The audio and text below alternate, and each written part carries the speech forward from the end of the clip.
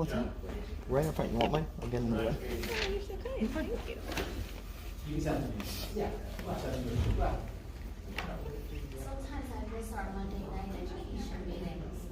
You never miss that. No, I meant like them being on Mondays. I'm still after like 5 years of being Monday nights. We switched to Tuesday. I have literally sometimes, one time I showed up on Monday. I almost showed up yesterday. And I think it's in my mind when Mondays were better. I just come on Mondays. Yesterday, Monday was better.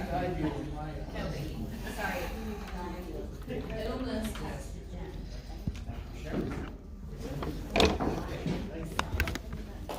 Forgive me. Being clever. You might be. No, this work. 6:27. Woohoo! I am never that close to the wire. I'm always Do some deep breathing, everybody in your mouth. I have a new app. Headspace is better than Hands Calm. on your head. Let's get blood going. Welcome. Do you, I will officially say that, but or unofficially. you want me to just tell you what's next? That's a little bit. I have a new committee It member, was Yes, he's the new guy. So of Rookstool. yes. Are you ready to? It's a funny fact. I ran into him at a Wawa after he got voted. I just walked in. I was like, oh, I've been here for the school meeting for 2 hours. It's like, I'll go to Wawa. He walked in, had a good conversation. Good.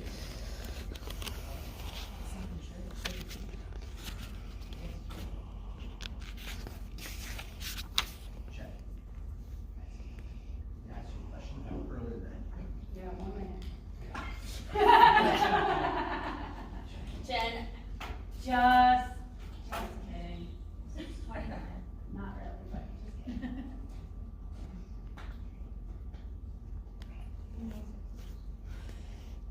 So every month it said technology update. Never used to say technology update every month. How'd you get so lucky? Is that a new thing? Yeah, that's Yeah. You're really nice. So that needs to go forward thinking plan.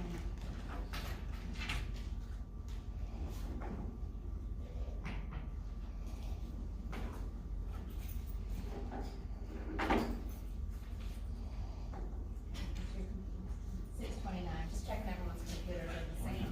The clock's at work always. Is that how they do it? Yeah.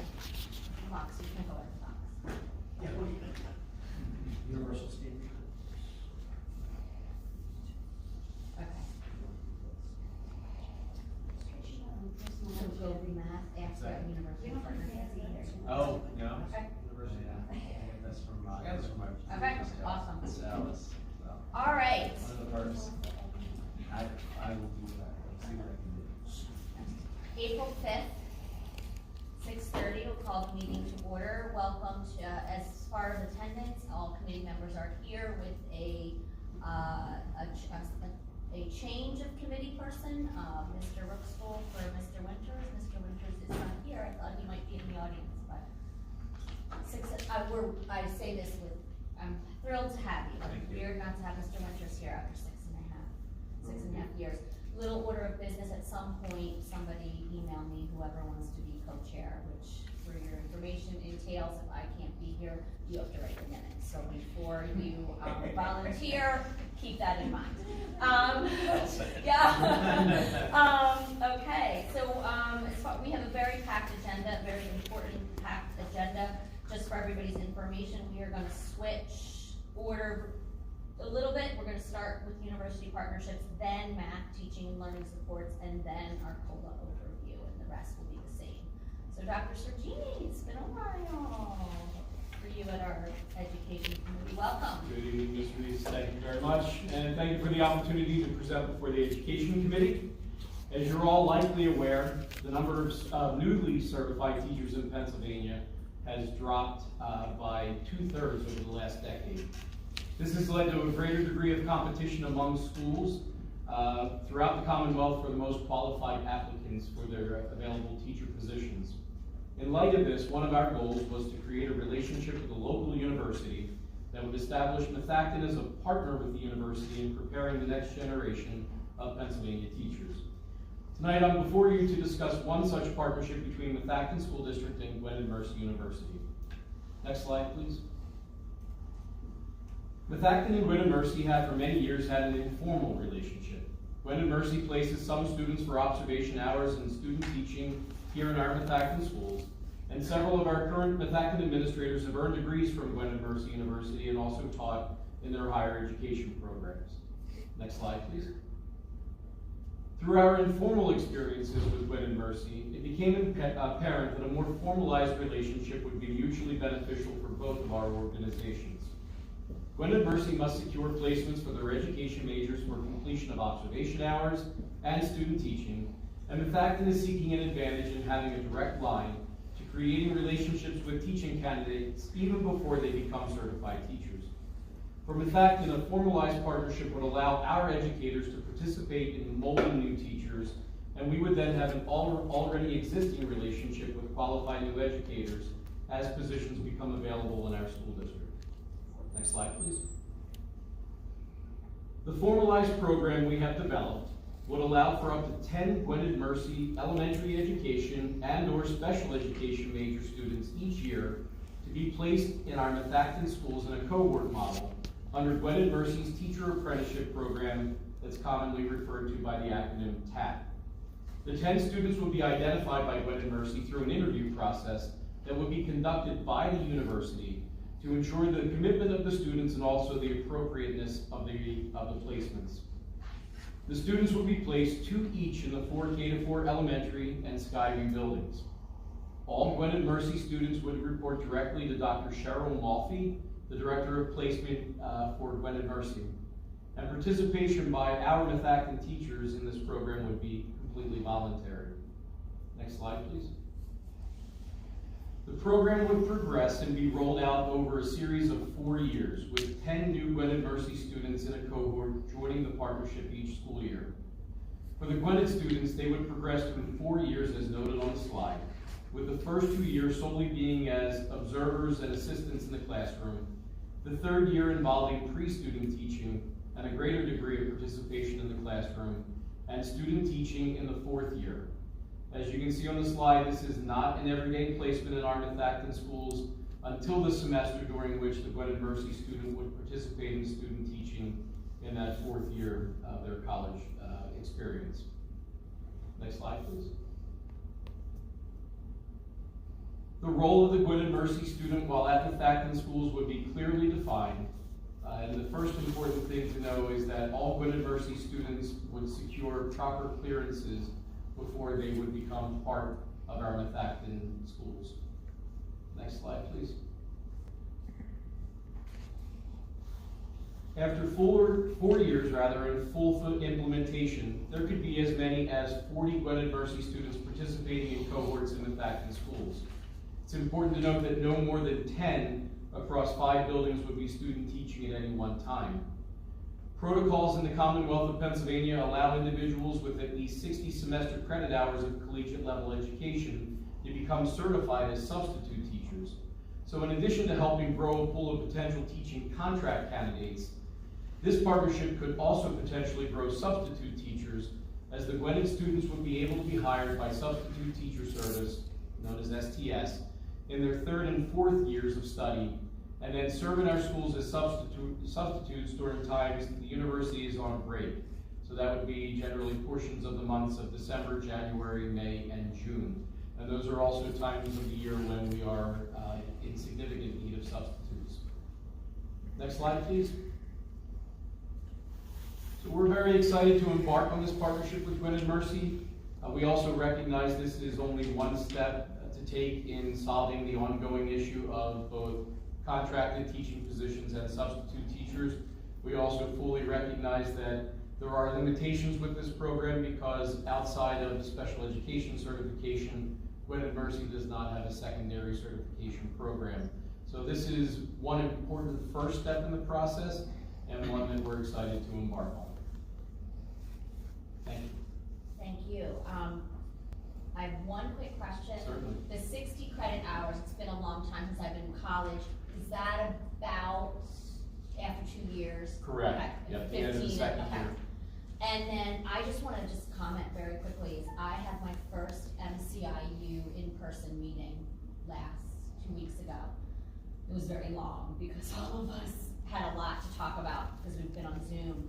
We had a lengthy discussion among all the Montgomery County reps about the teacher shortage and just about the lack of, well, you know, what is Pennsylvania, the numbers of students in colleges have dropped significantly, and it was a huge discussion. And it wasn't, out of the 21 Montgomery County districts, like people think we are immune to the issues, and we are not. So the fact that we are jumping on this proactively is awesome. Thank you, thank you, thank you. And to forget the teacher shortage, I mean, kids love, no offense to us, elderly educators, but they love those younger, you know, fresh faces and an extra hand in the classroom and this partnership. Oh, awesome. Thank you. Thank you. I can say Dr. Sergine and I went in the fall to meet the recruits who are actually getting ready to do student teaching. So a lot of prospective candidates, and if we can have our own farm system here, you know, raise them through our system, recruit them, in what better way, right in our own backyard. It's Bigger awesome. picture here too. I don't know if it'll create excitement. I know we're not gonna go with more than 10, but if those friends, you know, those kids who aren't sure what they wanna do, here, look what I'm doing, might even create a buzz to get education to be back on people's minds when you're still switching majors, you know, as an undergrad. Absolutely. The only question I had, so I know they have a coordinator there at Gwen and Mercy. Do you have a coordinator or a point person here? Who would be, would that That would be? be me. Awesome. I feel like this is such an incredible experience. I would say the one thing that I've found even in my own company is having a point person within Methacton and getting them all together on a regular basis to just connect their Methacton experience, to connect it. It just brings it to another level, that it's not just the fieldwork coordinator at Gwinnett, but here. Absolutely. Dr. Malfi at Gwinnett has been wonderful, as Matt was saying. We already went to the university. We had a chance to do a seminar symposium with some of the students going into student teaching, and creating those relationships already was a great experience. So I'm sure Matt and I will be working to do much the same. Yeah, just so they feel like a connection. Really. Absolutely. Yeah, great, this is fantastic, thank you. Question, is Gwen University also partnering with other local schools? No. So it's This just, is, Gwinnett Mercy had a more formalized partnership with another local school district that dissolved several years ago. And it came to our attention that they were looking for something like this at the same time we were as well. So we would be their only partnership. did they have any lessons learned from that partnership that we can build on? I think just maintaining communication and having identified protocols for the program, and one of those is interviewing the students who would be part of it in advance. So it's going to be a highly selective program within their already existing program. And the starting timeline is for the next school year? Hopefully the fall of 2022. And then when you get students at the different levels also, then when you get seniors, or you'll No, start? that's a great question. No, we're planning to start with the first year freshman TAP students. Just so you can. So, yeah, and then grow the program. So it will take 4 years to come to full implementation. We're already taking some student teachers now, but as far as the actual cohort program, we're gonna start with students in year 1. And then is there any cost, to the district? There's no cost. And then do we sign a contract with them based on this, or is it just like a formal? It's just an agreement that we have mapped out. It's in writing, but nothing that we have to sign. Yeah, no, I echo everything you said. I think it's a very exciting thing we can do to build that enthusiasm and get more student teachers in. I had that same question as well, about whether we can start with first, second, third, fourth years, or just, build it slowly. Just logistically, we said we start with 10 or 12 students? Start with 10. Start with 10. They're doing about 12 weeks every Wednesday. Correct. Of observation.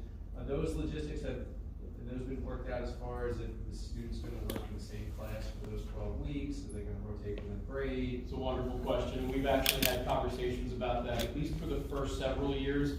it's entirely probable that a student could be with multiple teachers during that time. That would give them a greater depth and breadth of experience. One of the things that Matt and I were very pleased to see is how many of the students in the program are actually dual majoring in both general ed and special education. And working with multiple teachers would give the students opportunities to see multiple different perspectives, different grade levels, and then the idea would be that by the third year, they were creating a more formalized relationship with one particular teacher that they would then be student teaching with in the fourth year. And then, last question, would our teachers be responsible for any kind of evaluations of these students, and how would that work with report, either a point person here or a point person there, what would their role be? There would be an open line of communication with Dr. Malfi as well as with Matt and I in the first 2 years. There's nothing formalized as far as feedback until the third year. And then there's also, in addition to Dr. Malfi, there would be the Gwen Mercy field placement professor who would be working with the individual students as well. So especially during student teaching, there would be opportunities where the Gwen Mercy individuals would come in to observe the students in the classroom the way they do now. It's a very unique program that Gwen Mercy has, and actually it sets it apart from a lot of universities because it's pre-student teaching, which is not required by any certification. So it does give them that first taste of this is truly what I want to do for the next 35 years of my career. It really does a great job of vetting out those teachers. 90% of them stay within that track and successfully graduate, and then hopefully they'll want to come work at Methacton. That's our goal. That's our goal. Or we have to graduate.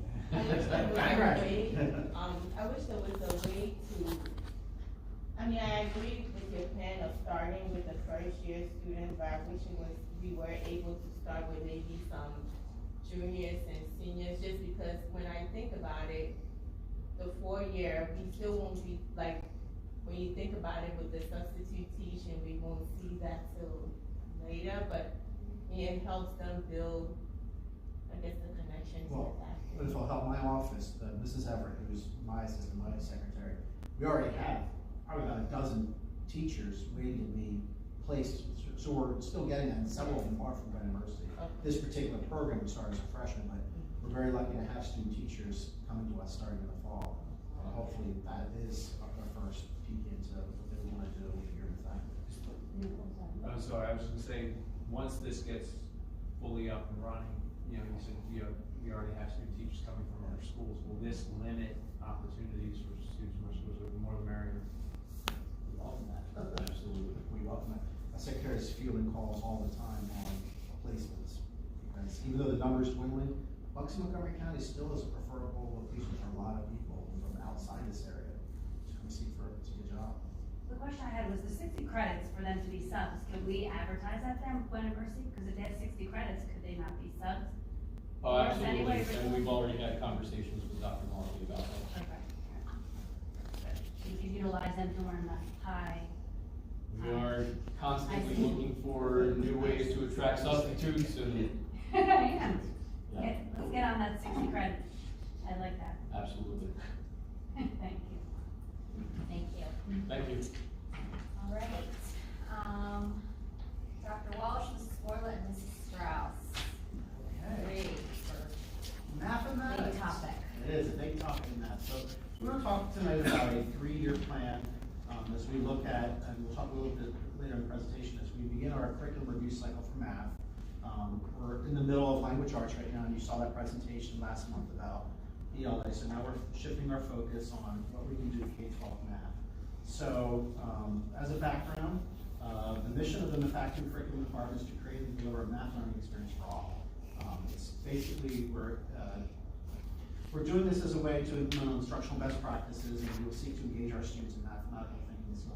That is something that we as a district decided to tackle as our mission statement, our vision statement, and through our K-12 work already, this is anchoring our work. So when we think about some of those words that support growth, understanding, engaging students, mathematical thinking, that really ties into what we want our students. When they graduate in 12th grade, what should they look like? What should we be looking for?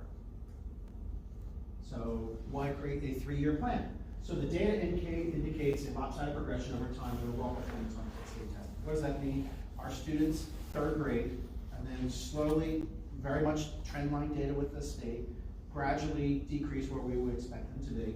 That's because conceptually, the test is harder.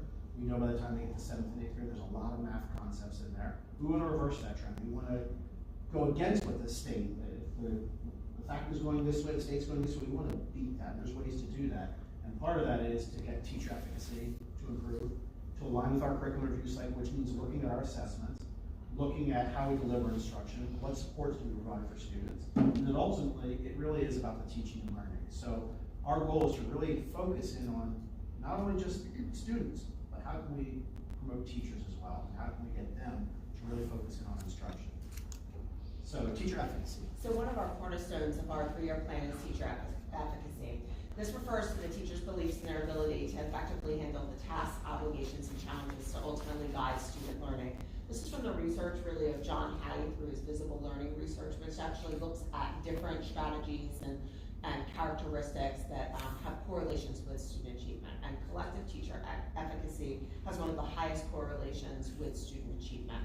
So what that again refers to is the perception of teachers in a school and their ability to affect student learning and affect student progress. So really this is built by building instructional knowledge and skills, by creating opportunities for teachers to collaborate, to share their skills and experience, and to provide actionable feedback on their instruction to teachers as they hone their skills. So you're going to see this kind of running as a route within our plan and why we think that this is important as we go through and present. Yes, there we go. Sorry, I'm trying to get more interactive. As we go through and present all of our points, it kind of comes back to that because it's about instruction and helping teachers to build their instructional capacity. So part of the way we do that is we do that through our curriculum review cycle. And I know we frequently share this. Kind of this is like our guide.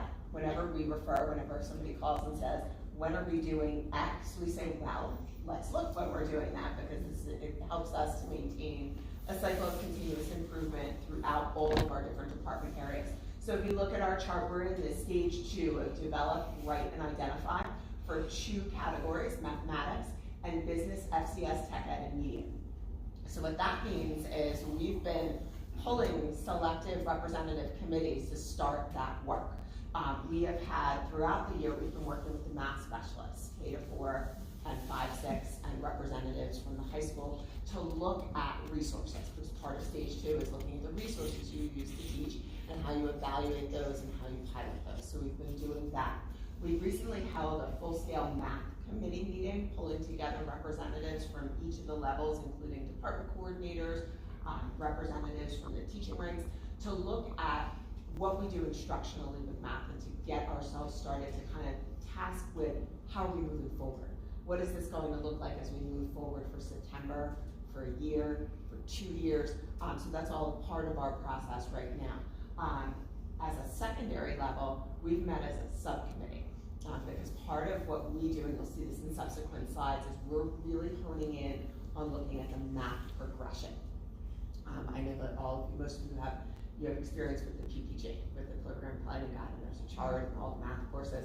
We're looking at how do students progress through those math courses. That's a big thing for us because that guides what we're looking at doing over the course of the next few years.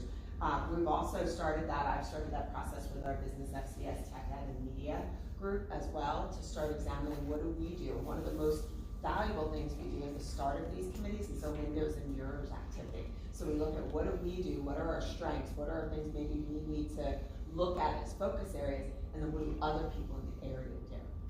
That's a beneficial thing to look at. So you're going to see that come through as we talk a little bit more. So key components of our 3-year plan. We have proposed math teaching and learning coaches, the addition of 3 staff members, K-4, 5-8, and 9-12. In a moment, Dr. Walsh is going to walk you through what those roles would look like and how they would really support not only students in their growth, but teachers in their growth and building that collective teacher advocacy. The 3-year plan, everything that we're doing supports the curriculum review cycle and supports professional development that's tied to the standards of mathematical practice.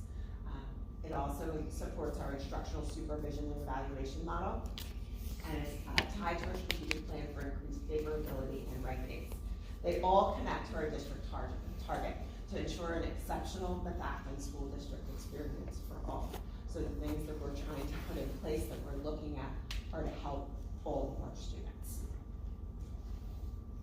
So as Mrs. Goyle mentioned, the math and teaching learning coaches. Right now at the elementary level, we have 2 math specialists that are divided up among the 4 elementary schools. At the 5-8 level, we have a 5-6 math specialist. We also have math specialists at the 7-8 level who support students as well. And we currently don't have any particular math specialists at the high school. Our plan is to propose one at each of those levels to support the teaching and learning. So primary function, shifting from the math specialist role to more of a coaching role. Coaches can support students and teachers. So providing coaching opportunities not only for our instructional staff, but looking at the student data and how we can support the MTSS model using Tier 3 data to support those struggling learners in math. Just like our reading specialists help out and our literacy coaches help out, it's the same thing with our math coach proposal. Collaborating with administration, being part of this ongoing math curriculum review, working with the administration and the teachers to how we can support all learners within our math program. Very closely working with Tara Ricky, who's our supervisor of continuous improvement, as she also operates under the MTSS model, supporting our tiering of students and how we provide gradual supports for those students. Obviously, the last bullet is really important, providing professional development for everyone so that we can grow the capacity of our teachers. They will continue to work with small groups of students, supporting those Tier 3 students that show academic needs. The good news is we have the Montgomery County Intermediate Unit, which has it used to be called the PIC, but it's just called the coaching model now, headed by Amber Malloy. That's with all the 21 districts in Montgomery County, those districts that have coaches, they meet several times and build their own capacity as well, and they share and create their own professional learning network. But at the end of the day, in that box, you can see the math teaching and learning coach is responsible for assisting teachers in the implementation of instructional best practices. So we talked about universal design for learning, we'll be able to support that, differentiated instruction, but also, again, not only just working with teachers, but working with our students. Melissa talked a little bit about the standards for mathematical practice. These are the 8 embedded skills that all students K through 12 should acquire. So when our students leave, the fact that as a graduate, they should be proficient in all 8 of those areas. Some are very specific, for example, 10 to precision. We know that math has to be precise. So teaching them, what does that look like? What is that with the dollar sign and decimal point in the primary grades versus the calculus and everything in between. So these are the SMPs, sometimes we refer to that. These 8 categories support the mathematical standards for all grade levels, including kindergarten.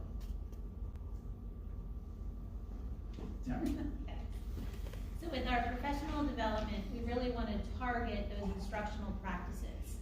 The things that teachers are doing, and as well as administrators. We want our teachers to be confident in differentiating for students and using practices that will engage students, but we also want our administrators to know what key things to look for as they're going into different classrooms. So we'll provide the professional development for both our teachers and administrators. And we'll use our coaches to implement that professional learning as well through modeling of lessons with the you do, you do model, also to foster collaboration among teachers with professional development sessions and giving them opportunities to collaborate, and then to discuss the linking learning to practice to impact student learning always, coming back to doing what's right for all students. Mrs. Strauss, is there anything you'd like to add about the standards of mathematical practice? He stole my thunder on that slide. I just love that we're talking about the standards for mathematical practice, because this is really the behaviors of math. We hear a lot of people talking about that new math. And really what we're doing today that maybe we didn't do when I was younger is we're teaching kids why we do things and what the different practices are and why they matter. And so the mathematical practice standards, I think, are just huge to developing students who think about math and really learn to love it. So we have a timeline. So probably the most important part of this whole presentation is talking about timeline and talking what this looks like over the course of the 3 years. Right now we have work going on, like I said, with our K-12 math steering committee. That work is robust because it sets that groundwork for what we're going to do this summer with curriculum writing, but it also charts our course for the fall with piloting of resources. So both Tara and I are actively engaged right now with talking with teachers and looking at those programs, at those resources that we'll be piloting and setting that up and working on training for teachers and kind of getting that all established and set to go for, for next year. Right now, one of the things we are working to pilot is a math virtual help desk. We have a current posting out. We are working to do a help desk Mondays through Thursdays from 7 to 8 p.m. It's a drop-in format for assistance from a Methacton teacher certified in math. So we are hopeful that we'll be able to start this right after our spring break. The posting should come down the end of this week, and we should hopefully have interest in that. We are looking to have someone for grades 7 and 8 and someone grades 9 through 12. The thought behind this was that our secondary students are often involved with things immediately after school, so it can be harder for them to stay for help or ask, and sometimes you're engaged in your homework and you're not quite sure what to do. I think they're more comfortable sometimes going to somebody who they know teaches math within their school. So it is a pilot that we're trying this spring to see if that's beneficial, and if it is beneficial, it could potentially be something that we keep for next year. As we look for our timeline targets for year 1, we will be seeking approval, hiring, and implementation on our math teaching and learning coaches. We've been working on our position description being developed. The coaches would be under the supervision of the curriculum department. We'll be articulating an implementation plan for the coaches to include professional development planning, the expectation of modeling and targeted instructional practices, responsibility and data analysis and planning, and determination of student support, as well as professional development for our administrators on what this would look like, so that we can have a clear understanding of what the expectations of this position are and how it would function within the building. As part of that curriculum review cycle, again, we'll be holding our committee meetings, plan course document review and revision, and the piloting of materials in year 1. A little more specifically at K to 6, next slide. At K to 6, we have active participation in the review of materials. We're looking K to 8. Hopefully we'll be able to acquire a program that spans that K to 8. We're looking for pilot program volunteers. We're looking 2 per grade level, and they will pilot 2 programs. Currently we're looking at iReady and Into Math. Yep.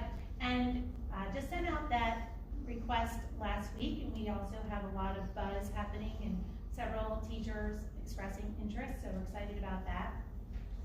The instructional minutes for math are under review at Skyview, so we're adding more minutes to their daily instruction and implementing of additional math teaching and learning coaches that we've discussed, and then targeting support for students using the MTSS model, as well as that emphasis on best practices. So I'm going to start a little bit with the bottom. As we look secondary 7 to 12, you heard from Tara, we are looking at resources that would go K through 8 for piloting. For our consistency's sake, we are looking at HMH and iReady. So you'll be hearing more about that in the coming months. At the secondary level, again, we're working on an analysis of our math progression, grades 7 through 12. I've roped Mr. Regina into that as well, given his math experience, so he's part of my secondary subcommittee there. Our current discussion is focused around piloting some programming for Algebra 1, a Part A and a Part B. So we are working through that for next year, so stay tuned for a little bit more information on that. That Algebra 1, A and B would involve the use of our math teaching and learning coaches. Our target for all of any alterations or revisions to the math progression is the Education Committee meeting for October 2022. So you can anticipate another time of me presenting. I think I'll bring friends for that one, so that's going to be that. But specifically at our POLA, you're going to hear a little bit more. You'll kind of hear a repeat as Mr. Bordeaux talks a little bit about our POLA. Again, having our teachers actively participate in the review and pilot of materials is really important. It's important for them to have a voice as we look at resources K to 8. We're looking at our math intervention and assistance during period 8. Again, the implementation of additional math teaching and learning coach from 5 to 8 will allow some targeted support of students focusing on instructional best practices and would likely have a role in any Algebra 1 AB pilot that we would do. Our other piece that we're looking to do next year is increase our homework club with after-school academic support. Our COLA does offer homework club after school. We do not currently provide transportation. We are looking to increase access for students by providing transportation. Next slide. At the high school, Dr. Gavin sends her apologies. She's unfortunately out sick right now, so she says hello, but I don't think we want her to get well, so she's at home. She and I have talked at length about her plans for the high school. Again, the math teaching and learning coach targeting supportive students, focus on instructional best practices, and again, likely involvement in an Algebra 1 AB situation. She is looking to modify the structure of her co-taught math classes with the use of a small group model, 3 days per cycle, and enhanced collaboration between the special and regular education teachers to target specific skills deficits in those classes. Additionally, she'll be adding a math literacy support for special education students, which pairs with the Algebra 1 class, 3 days per cycle with some targeted work on students based on data. The curriculum support room, we're working to maintain availability for all students for one-to-one assistance throughout the day. Her target is to have both math and English teachers available for curricular assistance each period. That's a little different than this year. This year, right now, it's manned frequently by instructional aides. So we're working to have certified math and English teachers available each day.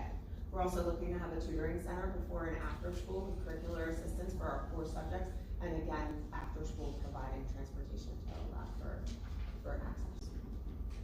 So lots of year one's busy. It is very busy, but I think it needs to be busy. So we want to address and work and really hit the ground running in year one. And as Melissa said, got a lot of front loading to do with year one, but with year two, then we'll go back and look at data points to make sure that we're doing the correct analysis on how we did with year one and make adjustments as necessary.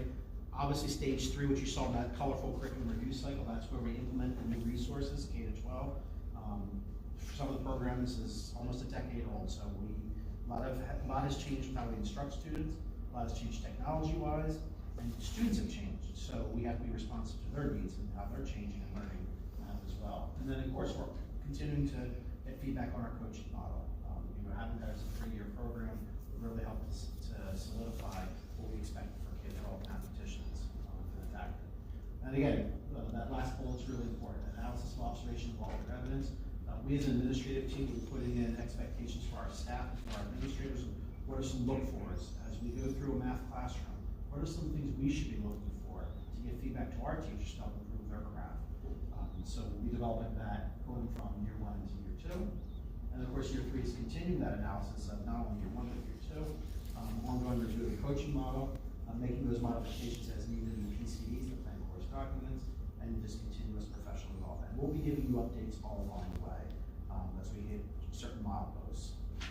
So again, we thank you for learning a little more about math and behind the curtain of what takes place. A lot of work that we still have to do, but a lot of work has been done. I have to just echo what Melissa said about the math K-12 steering committee. When we first met a month ago, there was a lot of positive energy in that room. It was in the free. It was the first time we'd all been together in a long time, and the room just had a lot of buzz, a lot of excitement, a lot of synergy there, and just excitement for what we can and should be doing for our students and our teachers. So it's the first of many steps, part of our review cycle, and I think all our teachers in that room, everyone in that room was looking for change. So it's a welcome change. So thank you for your attention. Just because you talked about the steering committee, and can you go over their role again, just because they seem like they will kind of tie into the coaches, and I'm just trying to figure out what would be redundant and not. Yeah, so the steering committee are about 25 people are involved in it. We have administrators, Mr. Boudreau is on that committee, Dr. Roberts is on that committee, ad hoc, I guess, Mr. Regina, the 4 curriculum department members. We also have a special ed representation. We have K-12 teachers of math, so we have about 4 to 5 elementary teachers present. We don't have math teachers per se, but they are teachers of math. We have the math specialists at all grade levels, the four that we have. We also have in that room our department coordinators, and at the high school we have 2 representative teachers, because I know that you're where we don't have a department coordinators, so we have 2 teachers from the high school that were there. Mr. Snake as well, and as well as in addition to our department coordinator from our Polo Data teacher and a special education teacher. So representative group coming together, because that first meeting, that emphasis was really on what are we doing, you know, what could we do better, and looking at, you know, windows, mirrors, where are we going from here, and starting to talk about instructional best practice.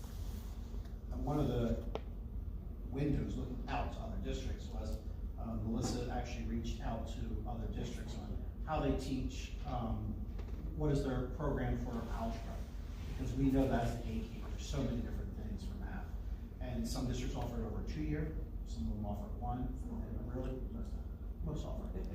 So value is a great resource for us. I did have a decent response rate to asking a couple of specific questions about if you offer an AB, if you offer from 8 to 9 or 9 to 10, so that way we can see you know, where that's offered. It is mostly offered 8 to 9. So from the feedback that I'm receiving at this point.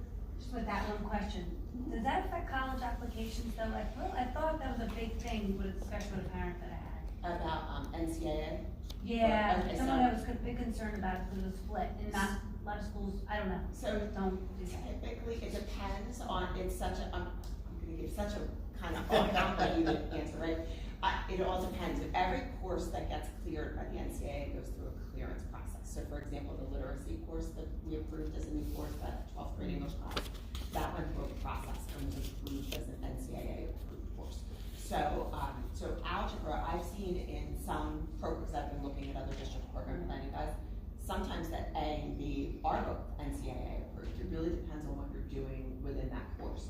Now the good thing, if you're 8 to 9, the NCAA is not looking at an 8th grade course. They're looking at what's your 9th grade course. And that's where you would take the keystone. So you'd be discussing, these are the standards that we're going through, these are, this is the eligible content that we're doing. It's also based on how the titles and the description. It can be. of the course. There's a lot of different things. It's the title, it's the description, it's the information you provide. So yes, that is a factor when we look at I just this. think it's important to have when you're, with your counselors need to understand what you guys are doing. Correct. It's also Because it's important. a big decision on what they want to do. Yes. It's also important to look at that whole progression. When we talk about, okay, so if you're going to do Algebra 1 over 2 years, how does that affect your whole progression going through 12th grade? So we know there are so many options for our students at the high school, but that as a parent is important to also understand as part of your decision-making process. And even just other colleges. Yeah. A very large neighboring district, very near to us. One that I did some research on. They exactly what we said. They call their first part of algebra like algebraic functions, and then the second part is like data analysis and introduction to geometry. So You should put the titling and all the titling the description. The title and the description. Yeah. And a lot of students there, between 15 and 20% of the students take it over 2 years. It's actually recommended for those who aren't looking at that math progression down the road. Ultimately, the highest we offer is Calc BC. Very few students will take Calc BC, but everyone needs to take the Keystone Algebra. So how can we be successful for our students? But yes, that's a big part of the discussion. Yeah. That's why the progression becomes such a starting point. Jen, we're also investigating the courses we currently have that are outside of the algebra domain and how they fit within the NCAA clearinghouse. So I think, for instance, fundamentals of geometry was something we're focusing on that is not an NCAA approved course. So what can we do with that course to get it qualified to be NCAA? I have a lot of questions, and I might delete some of them, because we don't wanna get, you guys are the experts, I know you've thought about this, I also know that it's like you said, a 3-year progression, but I kinda I'm gonna work backwards, I think, from the bottom up, that you Maybe talked when we about. have the timeline up there, just 'cause I think it was a lot, so. So the math steering committee, I just had a couple questions about that. First of all, I mean, that it's great, because we always do these things in education. We say, okay, we need to revamp, and you've gotta get the stakeholders in. So I have not seen any of that on our approvals. So I would assume we're gonna have some supplemental stuff to pay for, and that's okay, I'm just asking. About steering committee? Yes, We get subs or release time Oh. during the day, so really? we got it. 25, really? Okay, so we're not gonna, and I'm just asking, because I know that this is above and beyond for the teacher, so I was glad to hear that you had 2 high school, et cetera, so you're really? Yeah, come on now. You will see supplemental contracts when we get to the point where we're looking at curriculum. Okay, So and that's fine, okay, that was one thing, but I do think that that is important, and I'm glad you started there, because, and getting everybody involved, because they all, I don't know how everyone got to say what they wanted to say, but that's why you guys are It administrators. was a good day. Another, the curriculum resource room, and you talked about next year hoping to have an ELA and math teacher, and I remember hearing about the curriculum resource room eons ago, and it's kind of been not as much conversation lately, but, so if a math teacher is in there, that would be a duty better than like a hall duty or a cafeteria Correct. duty, because you're actually doing something for math. Correct. Okay, I just wanted to just double check that. And I think that that's obviously incredibly important, because when parents would come to me and say, well, there is a resource room, but I guess not all children are available at that time, so that after the 7 to 8 that you talked about, and the extra homework club is all important, because not all children are available for the help. And it's usually the children that are getting pulled for help that don't need to be pulled. And that's truly the hardest part. Yes. Yes. So I wanted to, because Dr. Zerby did kind of give me a heads up about the coaches and things, so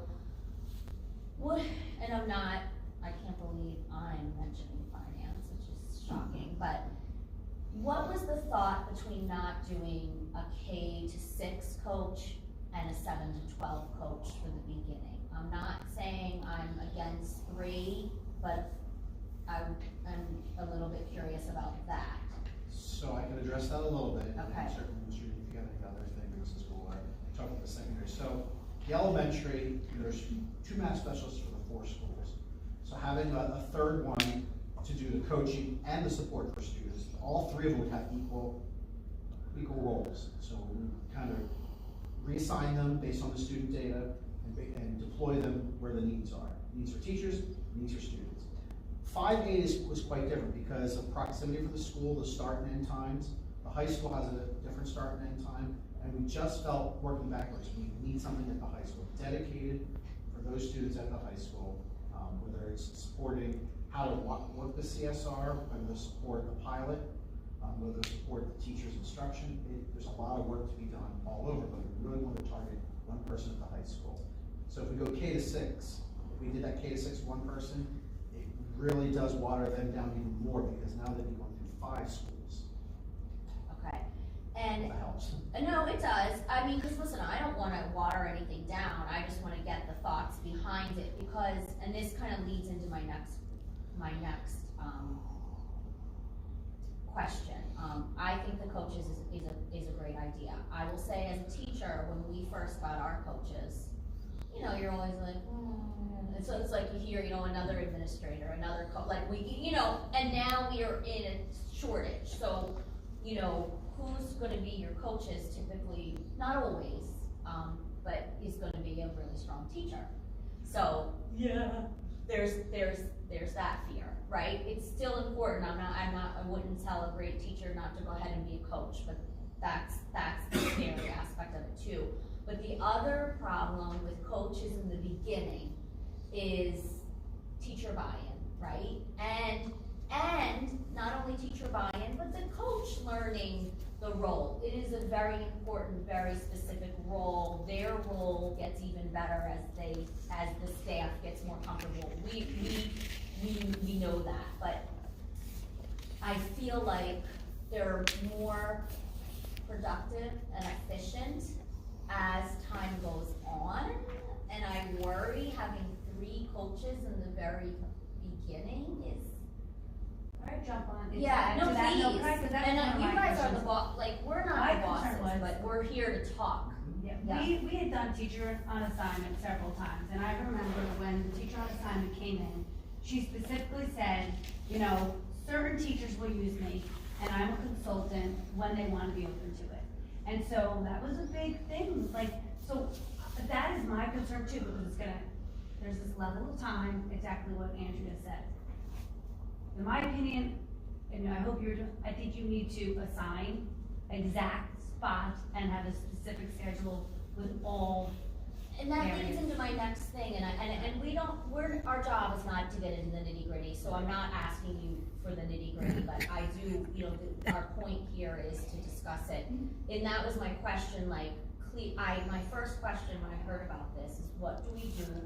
And it's not exactly hesitant, it's not a negative thing, I know there are people who are, I sometimes say I'm an educator, but can't help it because that's what I do. I like people to come in and give me new ideas, and I like getting new curriculum, but I think some people feel I'm really good at teaching slope. I don't need help teaching slope, for example.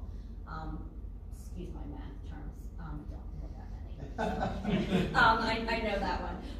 So I think somebody's working on slope at home. But are there clear, and I know the IU does that, but how, sometimes it's done by data, right? Okay, your PSSA data needs some things. Sometimes it's done by this, sometimes it's done by that. I would imagine we're doing the coaching in a very, everybody's getting coaching, but some are getting it for different reasons or for different reasons. So, could you tell us more about that? Yeah, absolutely, and I'm gonna tap into Mrs. Strauss, who wore that hat for many years in her previous life. But the equation I use is Bryce Harper. Well, she's a Phillies. Yeah, go Phillies. Even he needs a coach. He's one of the greatest hitters. Even your strongest teacher needs a coach. Whatever sport you have, everyone has a coach. Again, Bryce Harper's out there with his coach learning his craft. So our goal is every teacher will benefit from the coach. Your strongest teachers you say, I need help with. The pilot teachers, because they're going to need help implementing these new resources. So these coaches will be busy. There ain't no doubt about that. I can guarantee that. Because supporting our instruction moving forward, whether it's the program, whether it's your veteran teacher who is a rock star, wants to improve their craft, or the teacher, the newer teacher, making a requirement for our rookie teachers who are new professionals, they're going to need a lot of support. So providing that. Tara, I think we want to talk about, you face that exact same question about how to get in to the reluctant teacher. You're absolutely right that it takes time to build that buy-in in those relationships, but that is ultimately a goal from day one for the coach to get in there and to do that through professional development sessions where you have all of your people together. That's a time for people to take away something back to their classroom, whether or not you're working with them directly. But from the get-go, you have teachers who are new to a grade level. They automatically need your assistance. You have new teachers to education, period. And then you have teachers like yourself who are like, hey, come and work with me. And even if that's a strong teacher that the coach is pushing in to help, that creates that positive energy, that buzz, where maybe reluctant grade level partners see and start to hear about. And then, it's wonderful when a coach has that person who doesn't really want them, and then all of a sudden they're interested. And so it does take time, but it definitely, the coach is useful from day one. Absolutely, laying that foundation and building those relationships and creating that positive movement forward that we really need. And also, just to add to that, we've been talking about what professional development would look like for next year, and a focus of our department is instructional best practices. So that becomes trying to tie that all together.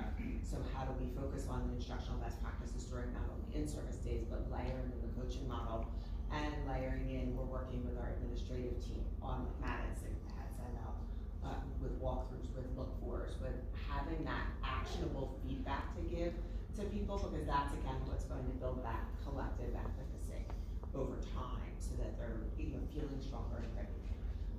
So then I will just say on that topic, and I know you are aware of that, and that there will be set, and again, you're not asking the coach to say, I did this day and that day. There's some level of that, because you have to, but I would just, since I assume this goes to finance next.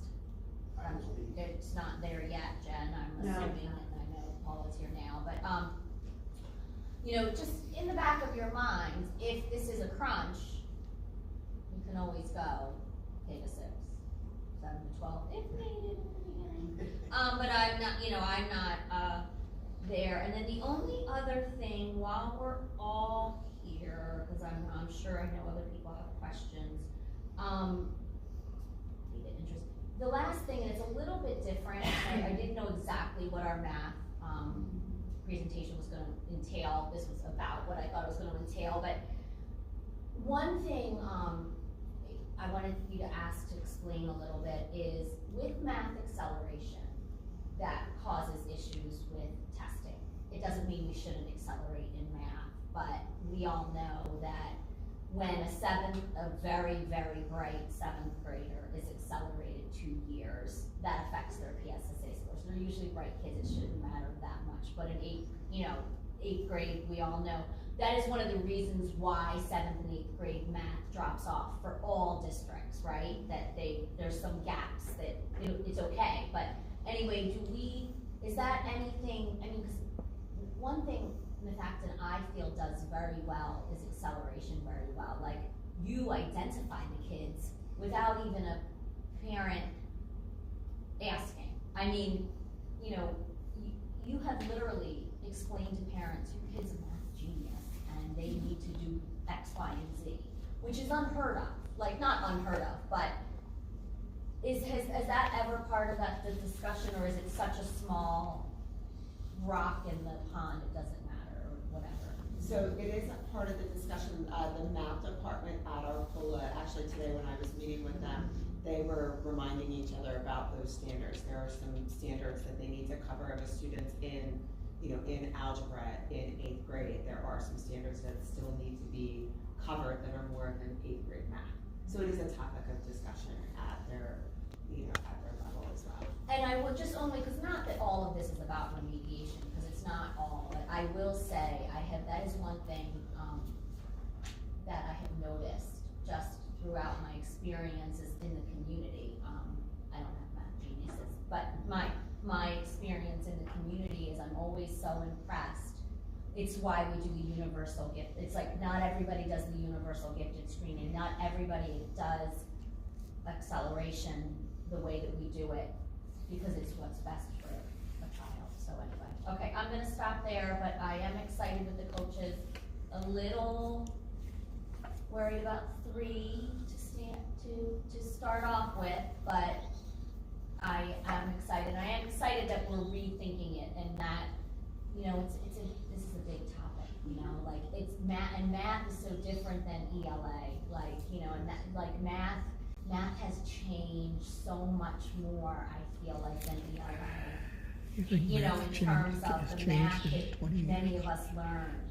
I don't know, obviously math hasn't changed, slow. But what I mean is the expectations of math and students has changed so much over the years. And that's. Can I ask a couple questions? Yeah. I'm sorry. Yeah, no, I'm done. No, you're done. So a couple questions that I have in a sense is, you talk about active feedback and looking at evaluations. Who evaluates the teachers and sort of teachers do the evaluations? Is it the principal? It's the principal. So my biggest thing is that when they're doing those evaluations, the principals really need to be hearing all of this. And I think it's important that when we talk about it, that just like we do with the students, that they should be offered this coach, this coach, and then with that, like those teachers that, because I understand what the coaches are, but the teachers that we have currently that need to excel or change their delivery, we need to work and focus on that. So I'm really thinking about the active feedback and evaluations. I think that is really crucial to really make sure the math group looks at teacher evaluations, whether you remove the teachers' names and identify those students in those classes and go deeper into that way. In my opinion, I feel like coaching should be provided to those teachers that just need some support. And I think those teachers should also make sure that they tell their specific students, please go to the curriculum support room. Please go to tutoring. You have to assign it, because parents will not think of that. Parents are going to pay tutors. I've seen pictures of lines outside a person's home, So you really have to assign this to the student and have the teacher assign this to the student, their resources, they need to be assigned the resources. They have to be assigned it. I think that is the biggest thing. So, I mean, that's the biggest feedback that I have as far as that. And then it is interesting what Andrew did say. There's nothing really in any of this plan about the gifted or the honors program. So that was kind of interesting that I didn't realize until she mentioned that also. But somewhere along that line, I think we have to kind of look at math for those areas too, the gifted and honors program. But really, I think making sure active feedback and evaluations are done next year, early at the beginning of the year. I don't know if you have to wait. Is it done like once a year, at end of year? Or can you do it I'm really proactively? gonna record what you just said and play it back in three. I mean, Jen, to be honest, it's actually what we've been focusing on so much this year with our administrative professional development and what we're gonna focus on this summer. It's establishing the expectations for both our administrators and our teachers, right? Yeah. Because the idea is administrators need to know what they're looking for when they go on the road, and teachers need to get constructive feedback on what they're doing. And if it isn't starting with the admin team so they know what they're looking for, if they're not getting the feedback. That's what I feel like is missing. There's nothing about the principals, and they're the ones that do it. I can promise you. I know, but in the we're on that, but slides, it's not on the slide, and they're the active feedback evaluators. Yeah. And maybe that's where I'm missing that, like, Go back here. thank you, Stephanie. There it is, right there, analysis and walkthrough evidence. And that's what I want, but I think that should be in year Oh, it's- one. it's- And it is, but I guess because I think of principals is, they have to really be a part of all of this understanding to know what all these teaching, they have to be along, when you're meeting with that math teaching and learning coaches, the principals should be sitting there right along with them. And that, it Like just- I said, works with principals and supervisors, I understand, like I think Tara Ricky knows because she sees all the data. So when I was a principal, if I saw a teacher who was struggling in math instruction, I would put in there, and Mrs. Truss can attest to this, you are directed to reach out to the staff developer within the next 2 weeks for some coaching sessions. It was in their observation, so they had to go back and set up a time to meet the coach. Hey, I need to work on the following thing. And it's not a bad thing, it's just that, like you said, there's a new approach about what you said, it dips down, because of the concepts have to be taught in a different way, but that's the piece we're missing, going right after third grade, we kind of have to change our gear, so they have to change their gear. The only way they're gonna know is if it's exactly. And I will just Right. add to Jen's thing real quick, Jen's point real quick, it is there tends to be a drop off after K to 6 of how to put those suggestions or supports in place, like, and I don't know, but that goes back to the expectations of what Jen is saying, like, in high school, okay, you have this grade, or you're struggling with this, these are the 3 resources you need to go to, and you need to show me that you're doing that. Now, I know we can't make but in our COLA, you have 3 zeros, or you have this grade, you're going to your math, you're coming to me if you're the math teacher on Tuesdays and Thursdays. I think that drops off in secondary, and I think some of it is, what is the expectation of secondary, correct? But they're still in school, and they're still. And the only other 2 things I would say is, there were definitely, we had discussions a few years ago, I know Dr. Sorgini put this in about bridging it between the 2 different schools, and having those meetings between the teachers so that the 5th and 6th grade, the 5th grade teacher understands what the 4th grade concepts were done. Like, just being able to understand what concepts were done and going into it. Because that was the hardest thing with this pandemic, is knowing that this 7th grade teacher now has to teach 5th grade basics again to reinforce and remind and rebuild. So just to really, again, educate them backwards a little bit, what their foundation is coming in, especially with these past 2 years.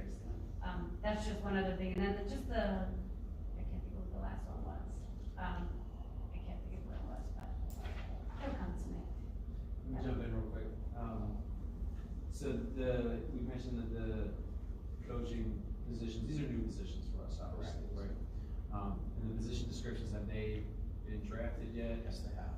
And so the next step, like you said, is for them to go to finance. So have we, in drafting those positions, since these are new for us, have we looked at other either neighboring districts or other districts that have had these positions in place? And has there been any kind of statistical analysis as far as the amount of improvement that these coaching positions have created in these other districts? Is there a way to measure how successful these new roles? The first part I can answer prior to pandemic. The districts that have implemented coaching, and I'm familiar with one of them intimately, saw a dramatic increase in student achievement. Since the 1920, that's really hard to say because we don't have solid data over the last 2 years because of where we are. But prior to that, there was a direct correlation between solid instructional coaching and student achievement. It doesn't happen overnight. It takes a while to do that. But this one particular district went up to #1 in the state in a matter of about 3 years. And a lot of factors. One of them is they felt that the instruction got improved. Another part was feedback from administrators, really being explicit with hard feedback to the teachers on how to improve their craft.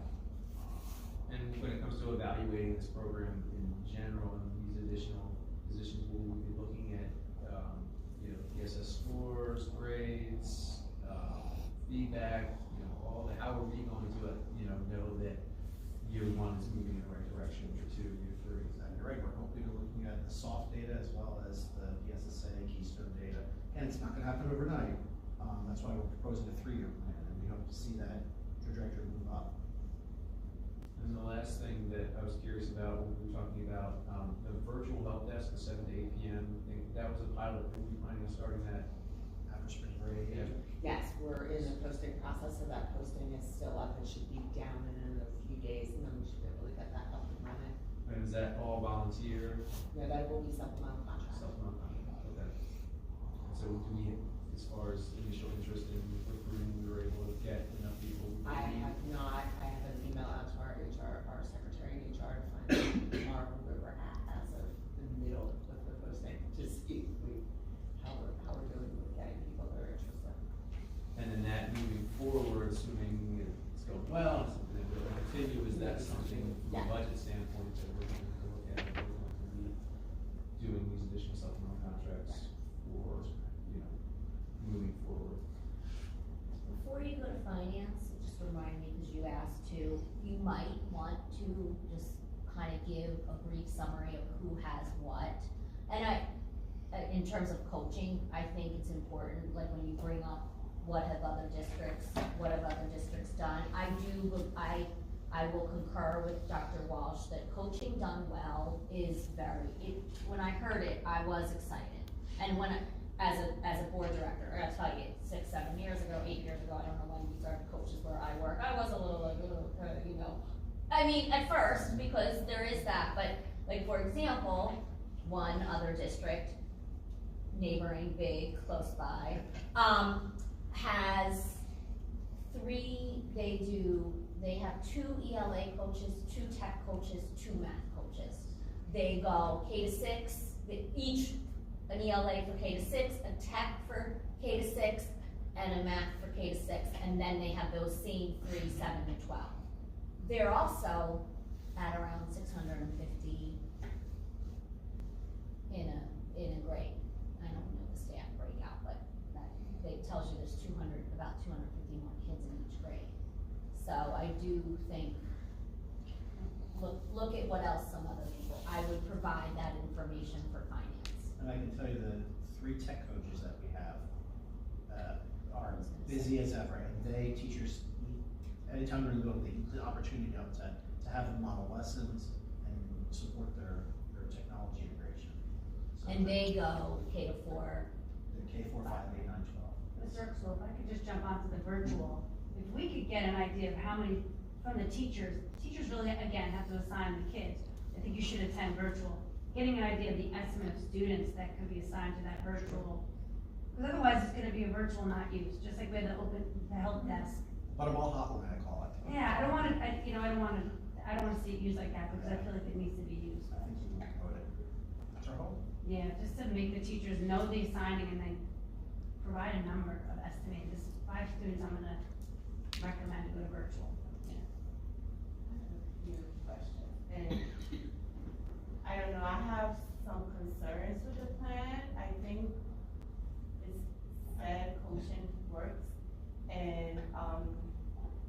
I just don't know if, are we doing too much is what I was asking, just because myself, just because I saw the plan. Looking at the year one plan, I think we have a lot of things that we wanna do. And I hate for us to move and fail or not be able to, I guess, benefit from it. And so I do have my hesitations, but I mean, I trust that we will vet it out, but I do have some questions just because while I'm listening to the presentation.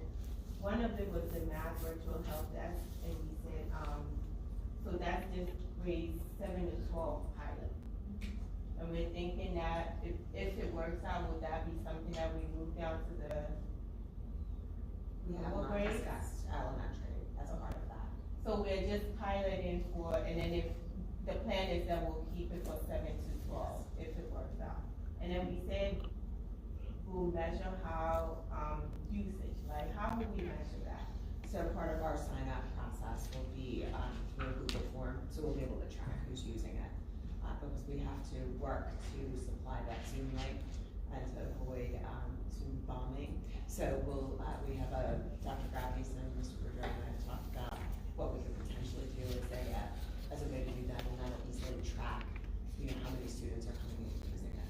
Because that was part of it we wanted to. So the vision is that if I needed, math, like, between the time that I have, I will log in and sign up through a Google form, or am I thinking You'll have of a doing it Google form. early in the day? You can do either or.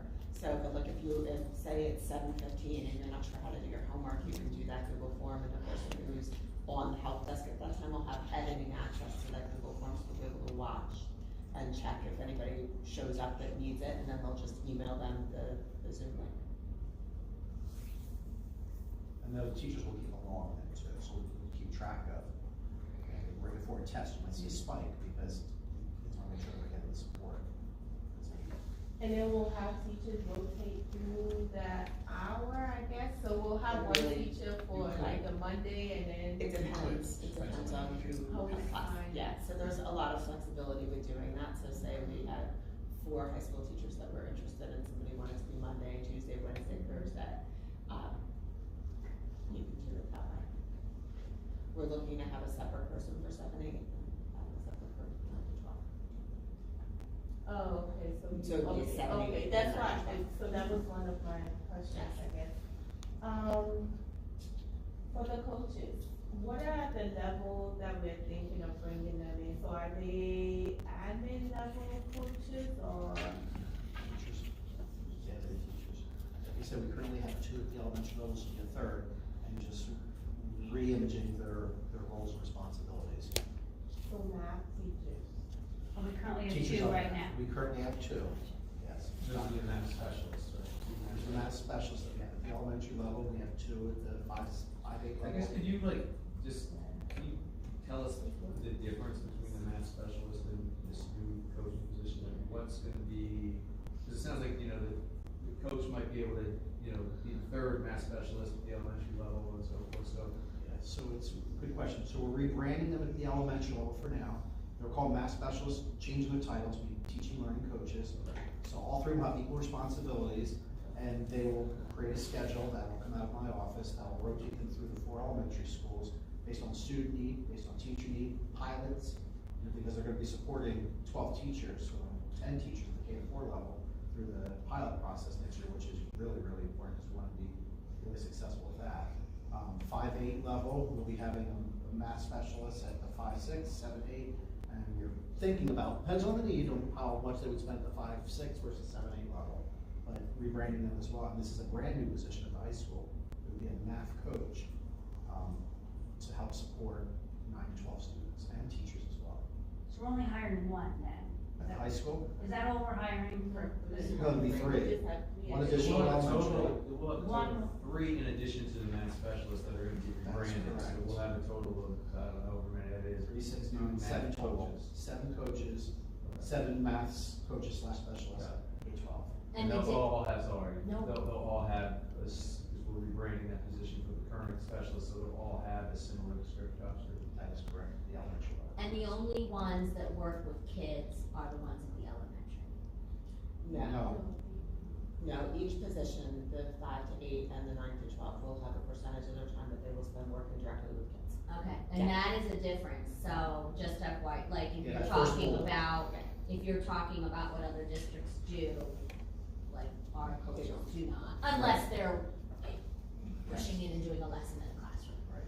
We're gonna, that first bullet's gonna be two, coaching opportunities, modeling lessons, but also working with students. And it's gonna be fluid, but there'll be a fixed schedule for some of them, but then during that, other times when they provide opportunities. Morning PD, the elementary level is critical, we have that 8:15 to 9 o'clock, Tuesday through Friday. Critical to provide PD across all grades.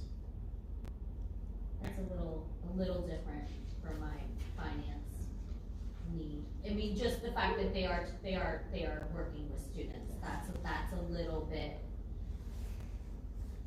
that's a bonus. Let's say that, it's a bonus, that's a good thing, it's a positive. Cause you want, this is for kids. I mean, yes, it's for teachers, but in the end, it's all for kids. And if our teachers do a better job, do a stronger job with their instruction, which they will, that should help all students succeed. So everyone's gonna grow, all our teachers wanna grow and learn, and this is a great way to do it. Now, as far as if a teacher needed help from the coach, is that then, are we pulling in a sub and that teachers get all the, what's the vision of that? Is that happening outside of the school hours or? Yeah, so a lot of times it could be going directly into the classroom, modeling the lesson. So the I do is the coach would do the lesson, teacher would take notes, teacher would kind of take feedback. The next day might be, or the next time that coach comes in is we're gonna do this together, I'll start the lesson, you take over for the gradual release of responsibility. And then the third day might be, you're gonna do it and I'm gonna give you feedback. It could be on the CRA model, which is the cognitive representational abstract model, guided math, pilots will need a lot of support. We want to make sure that's successful, whether it's using manipulatives or just focusing on some kind of instructional strategy. Teachers definitely have an area of growth they want to work on. Some of it's actually part of their own professional growth. With their own individual differentiated supervision plan they might have. I want to grow in the area of math. So I want to improve. And I'll just add too with the coaches, I think it might attract the fact that the 7 to 12, I'm sorry, 5 to 8, 7, 9 to 12 person is working with children may attract someone to that job as well. Just because I know a lot of educators sometimes don't want to move into different roles because they do want to be working with children, so that's. Your presentation was 19 slides.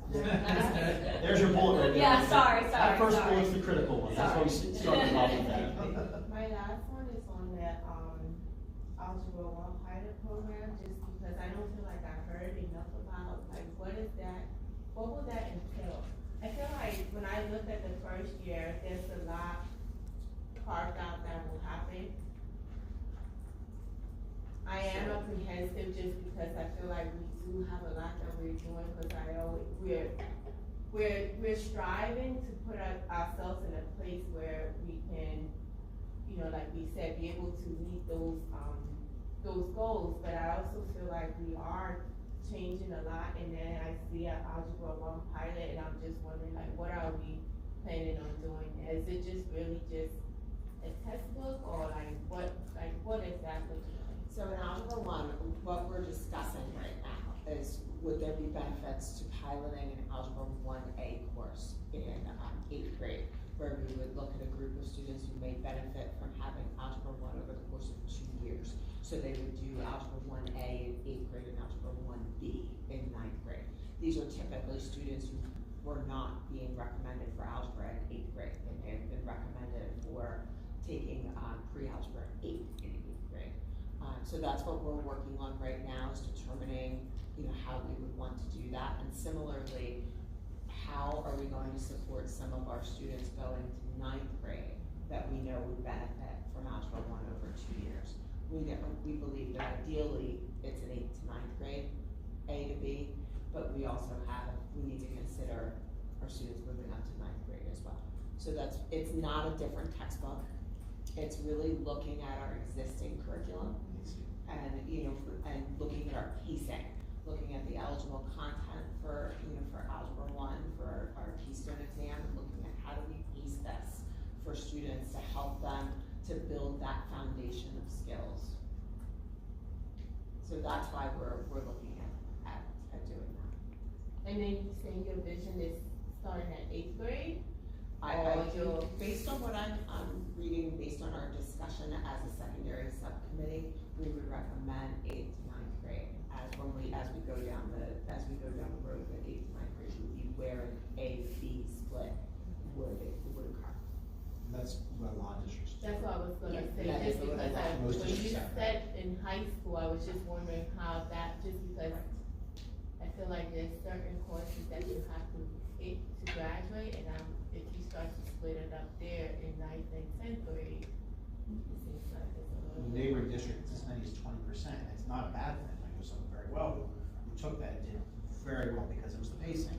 And they had to title it to make sure it was NCAA Yeah. approved, but it really wasn't. And then when it came to the Keystone, because they gave the CBT, which is the precursor to Keystone, and then they took it and they did far better than what they were supposed to because of the pacing.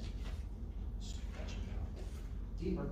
So the only question I, do you have any? I mean, this is gonna come before the full board, right? The coaches will, yeah. The coaches will. Yeah. The rest won't. Will the first year plan come before the full board also? No, just the coaches will come to the full board.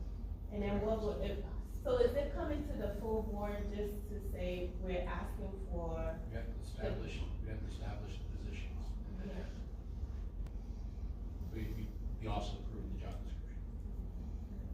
So why don't, we can definitely go and make a feeler to make sure if they wanna know about this, cause I think math is a big focus, like for us to really improve our numbers, so I think it's important for the whole board. So it might be something to consider, so you can Yeah. touch base on something I like think that. it's important, I mean, one thing that we recognize is that we have some things to improve in math.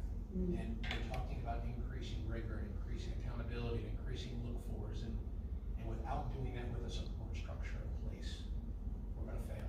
And we don't wanna do that. So whatever the structure is, we wanna figure out where's that happy medium for the board and for the district. And I think that's why you're seeing them, those three, is because really these three sections are so different on how you teach math K to 4, how you teach math 5 to 8, how you teach 9 to 12. As a math teacher, I'm telling you, they are vastly different worlds. And a K to 6 and a 7 to 12, although they could do it, I mean, the certs are there, it's not gonna be able to give the teachers the support they need.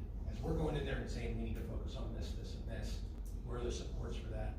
We wanna set up people to succeed, so I think that's why you're seeing the recommendation. But then is there a particular level, like if we think about it with the way we're structuring it now with the coaches, is there a particular level that we can say 5 to 8 is where we really need to hit, right? If we were not able to implement this fully, is there, or for you, it's like all or none at this point? So elementary teachers, if you were to poll elementary teachers, majority of them will say, I'm more comfortable teaching reading, I'm more comfortable teaching ELA. That's just by their nature, living in the elementary world as long as I will agree with that statement. So a lot of the elementary teachers want to build their math capacity, and the way you do that is math coaching. They don't have an opportunity to see their peers teach because they're too busy teaching their own students. So this provide those elementary math teachers that foundation to improve their craft.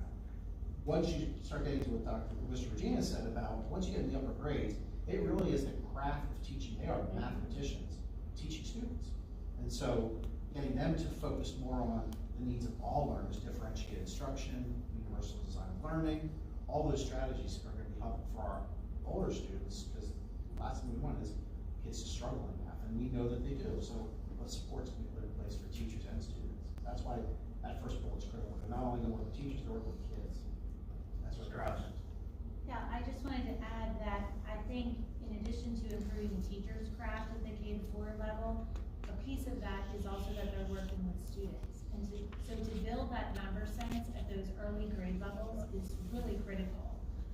That's just the foundation that they need to springboard and be successful later on. So devoting that attention to those K to 4 students, in addition to the teachers, which will grow exponentially, I think is really key, and that's why we proposed what we did.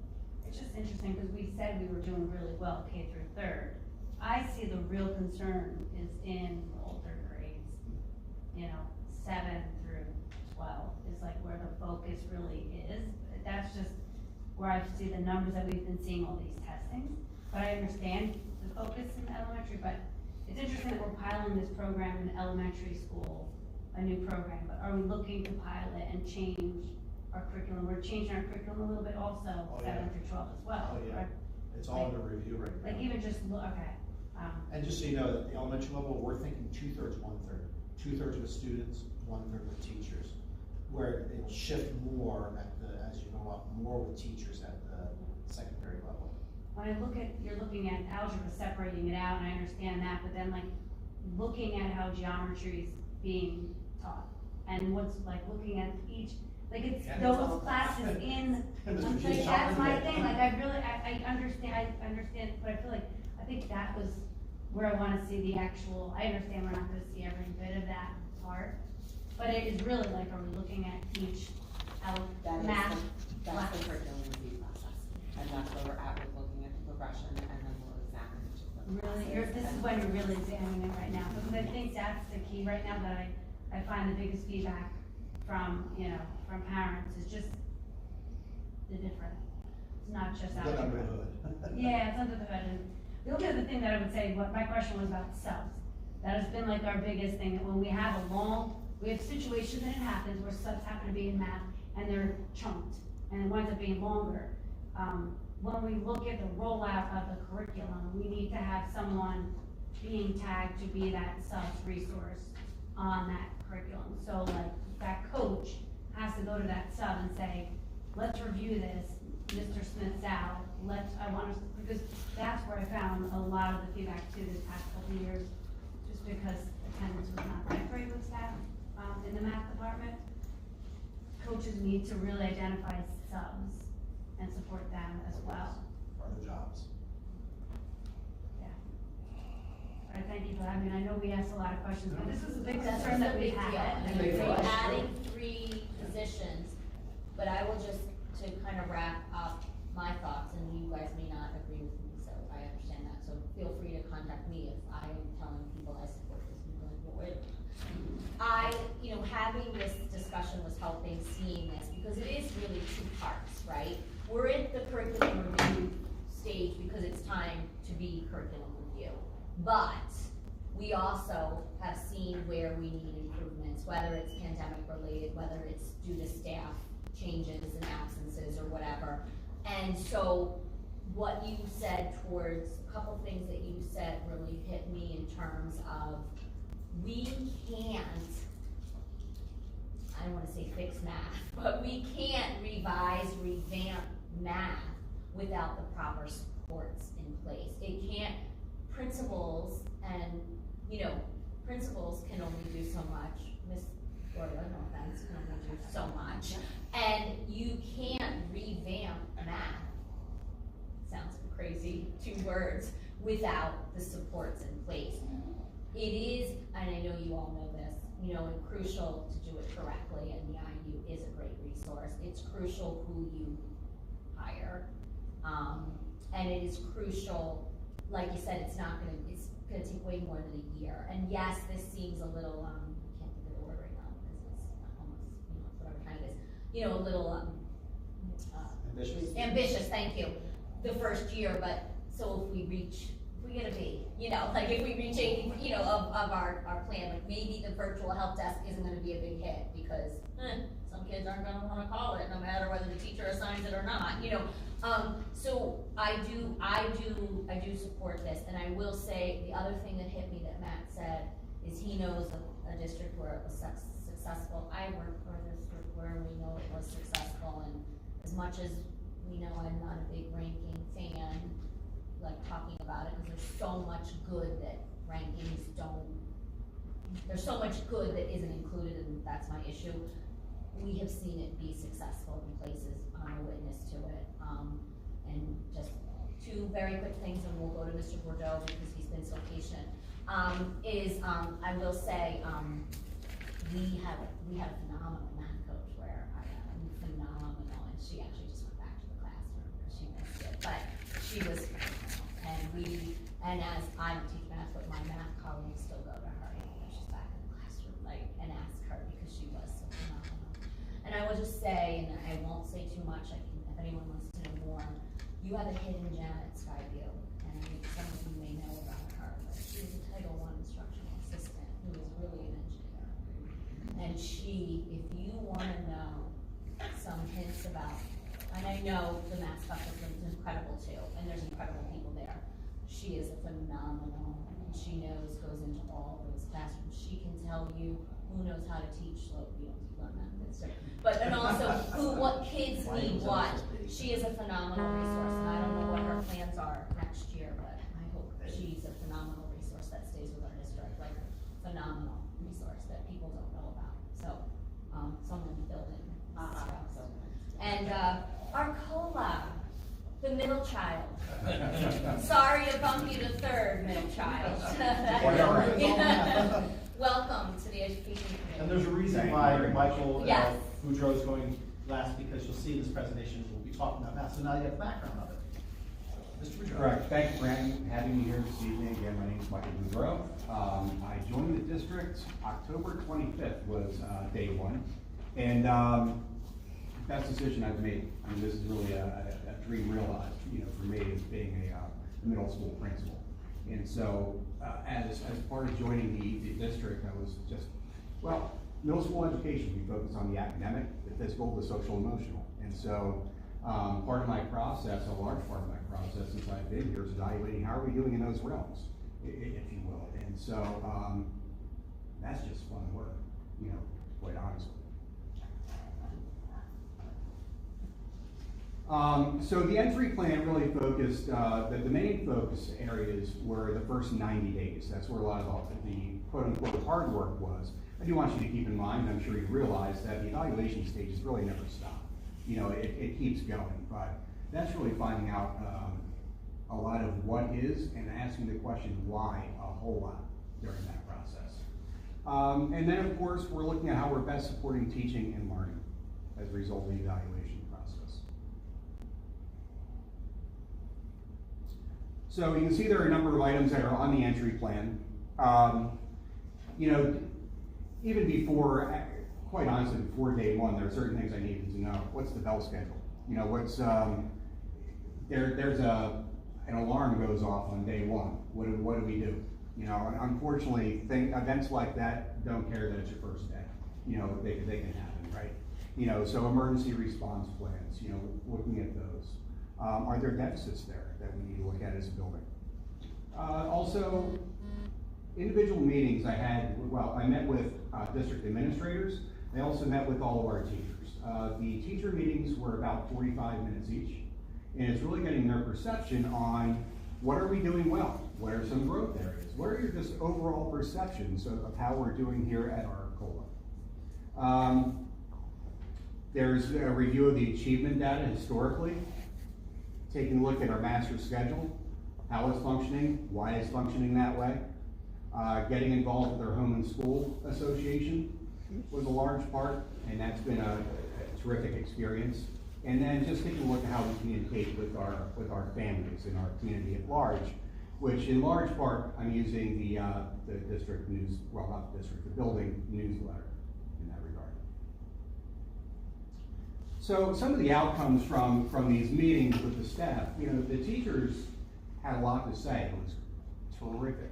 One of the things that oftentimes I'm asked is, what are one of the things that you've learned in your time as an administrator? And I said, well, I've become much better at listening, and how to listen, during that time. And I'm sincere when I say this. And sometimes you have to listen to folks, and it's not just what they're saying, it's what they're not saying, and am I gonna have to pull it out of them? I gotta tell you, our teachers are ready to talk. And so it was, it really was great, and made the evaluation process that much easier. And I can say the same for our fellow administrators. They've been very helpful in my transition in. Some of the themes that you see in part of those meetings is there's a lot of pride in our COLA, and also historically, there's a historic pride to our COLA. There's a tradition there that they want to keep up and maintain. To a person, would speak about their colleagues, their colleagues doing what is best for kids, how well they get along with colleagues. So that was a common thread that went through there. Teachers enjoy engaging with middle school students. That's extraordinarily important. In case you haven't gotten my message yet, I love middle school.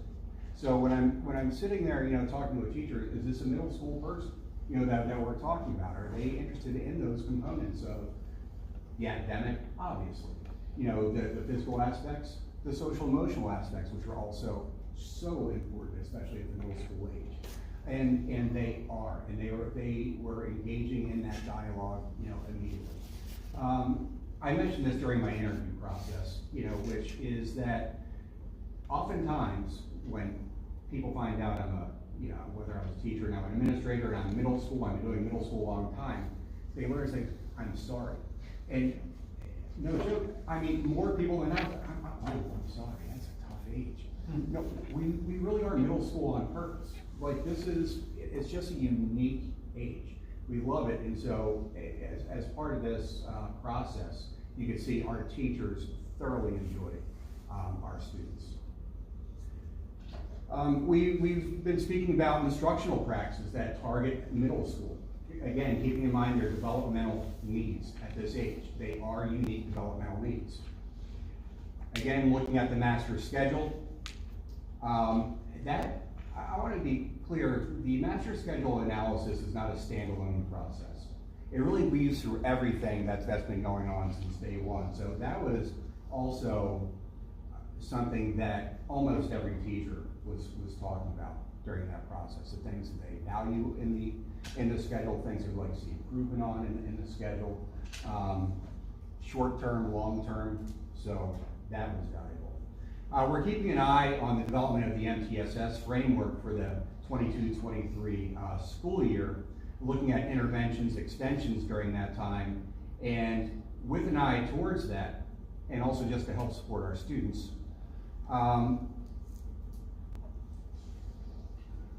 So this year we do have a child study team. So the child study team, think of it as a process. All of our teachers are members of the child study team. If they are members there.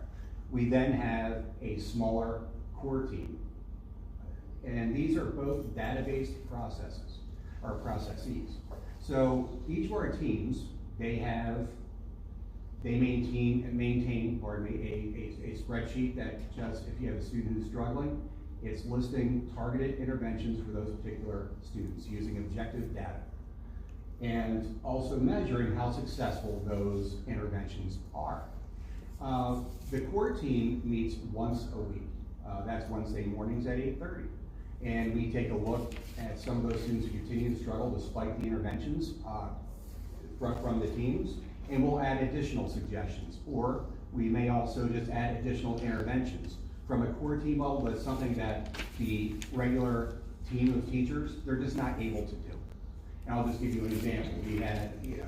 We had a student who was staying till 5 o'clock, for a few days because the child was just so behind on work. And it was just time to make up work. I'm not expecting a teacher to sit till 5 o'clock, but hey, it's my pleasure. I'm there anyway, so come on in. So that's just one surface level intervention, as an example. But it's really, again, bringing our team to be just data driven in our decision making and doing what's best for kids. Another major priority has been our period 8. Our period 8 is, or sometimes referred to as advisory, is it's a luxury to have. It's a great period to have. That we can get a lot of bang for our buck with this period. And right now it does a lot of things. During that period, a lot of valuable things. If you need assistance from teachers, that is the time to get it. If you have bands, for example, that would be either on days A, C, and E, typically during that period. But we've come together as a faculty. I put together a faculty advisory committee. And with that committee, we're just taking a look at that period to make sure that we have a shared experience on what that, in large part, what that period looks like. So that one room, as much as possible, can mirror the experience in another room during that time. And also have a common purpose for why we're there. And so we are looking at, during that time, and you can see, yes, there it is in the last bullet point there. Special education during that time. Assistance from a teacher, because maybe that day you just struggled, in class. To make up a test during that time. It's enrichments, gifted services occur during that time. It's anything really a student needs on any particular day is what that schedule should be doing. So we're really focusing on those things that we can be doing better now, but also keeping a strong eye on the fall for what things we can put in place during that time. So with the analysis of the current master schedule, one of the things that became evident is that we could be better supporting our kids, better supporting our teachers in the area of foreign language during that time. So I have made a recommendation that we add a Spanish teacher, full-time for the fall. In doing so, that'll bring the roster sizes, down dramatically, for the teacher. It'll also allow many more students, and I mean a vast majority of our students, to get their first selected language, by doing so. So currently we do have students who are rostered for both French and German who in actuality requested to have Spanish. And so under that scenario, we would anticipate students having a first choice. And we've heard, of course, about the math coach, and I think I'll spare you from repeating that whole presentation.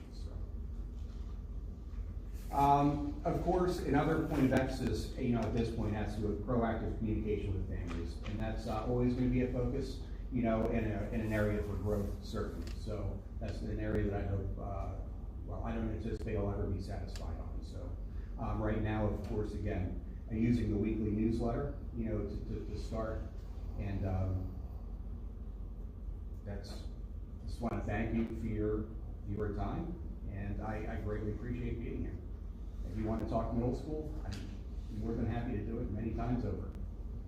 I know myself, I think all of us had asked to have just a quick Arcola overview, and just to give you, I don't know if anyone told you, or I don't know, I'm sure all of us have different whys, but basically, Dr. Mangano, we were excited, she did a lot of great things, and then I'm glad that she got to move on. And I remember, I'm not always part of interview processes, but I happen to be free for yours, and it was exciting to have someone with so much middle school background. So we were thrilled to have you join.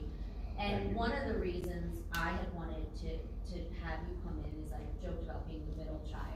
I remember when I first started here, I was upset that there was, not upset, but there was so much focus on the high school, and there should be, right? And then I was like, we have the foundation of the elementary schools that is so important. And what in education always kind of gets lost is the middle school, even children-wise, As a mother of two 14-year-olds and a 16-year-old, I have to say that I struggle a little. But when the changes were made with foreign language and with FCS and some other things, there were 3 of us on this board who voted no. And we had promised that we would revisit some of these things. And that's why, and I don't expect from October 25th until April 5th for you to have every recommendation at all. So I'm happy to hear the Spanish recommendation, because that was a worry. We were very concerned about changing the foreign language. So I'm happy to hear that recommendation, because we knew the changes, although changes sometimes good, changes sometimes bad, or needs to be adjusted. So I'm happy to hear the Spanish. I don't know if it's to the next level of going to finance, but I would imagine we need it. Yeah. Good. Yeah. And so that I would just, as an education chair, and I'm sure you'll all pipe in, I know that this is how this works. You will bring your ideas to administration, administration says, okay, we agree with that, don't agree with that, why, etc. So I would just to keep encouraging you to make any adjustments you see fit with your background and your foundation, because it is, middle school scheduling is tricky, the middle school child is tricky, the middle school everything is tricky, and I think some of those changes were probably good changes, and some of those changes need to be adjusted, like adding Spanish teachers. So I would just encourage you to keep bringing those to your admin team.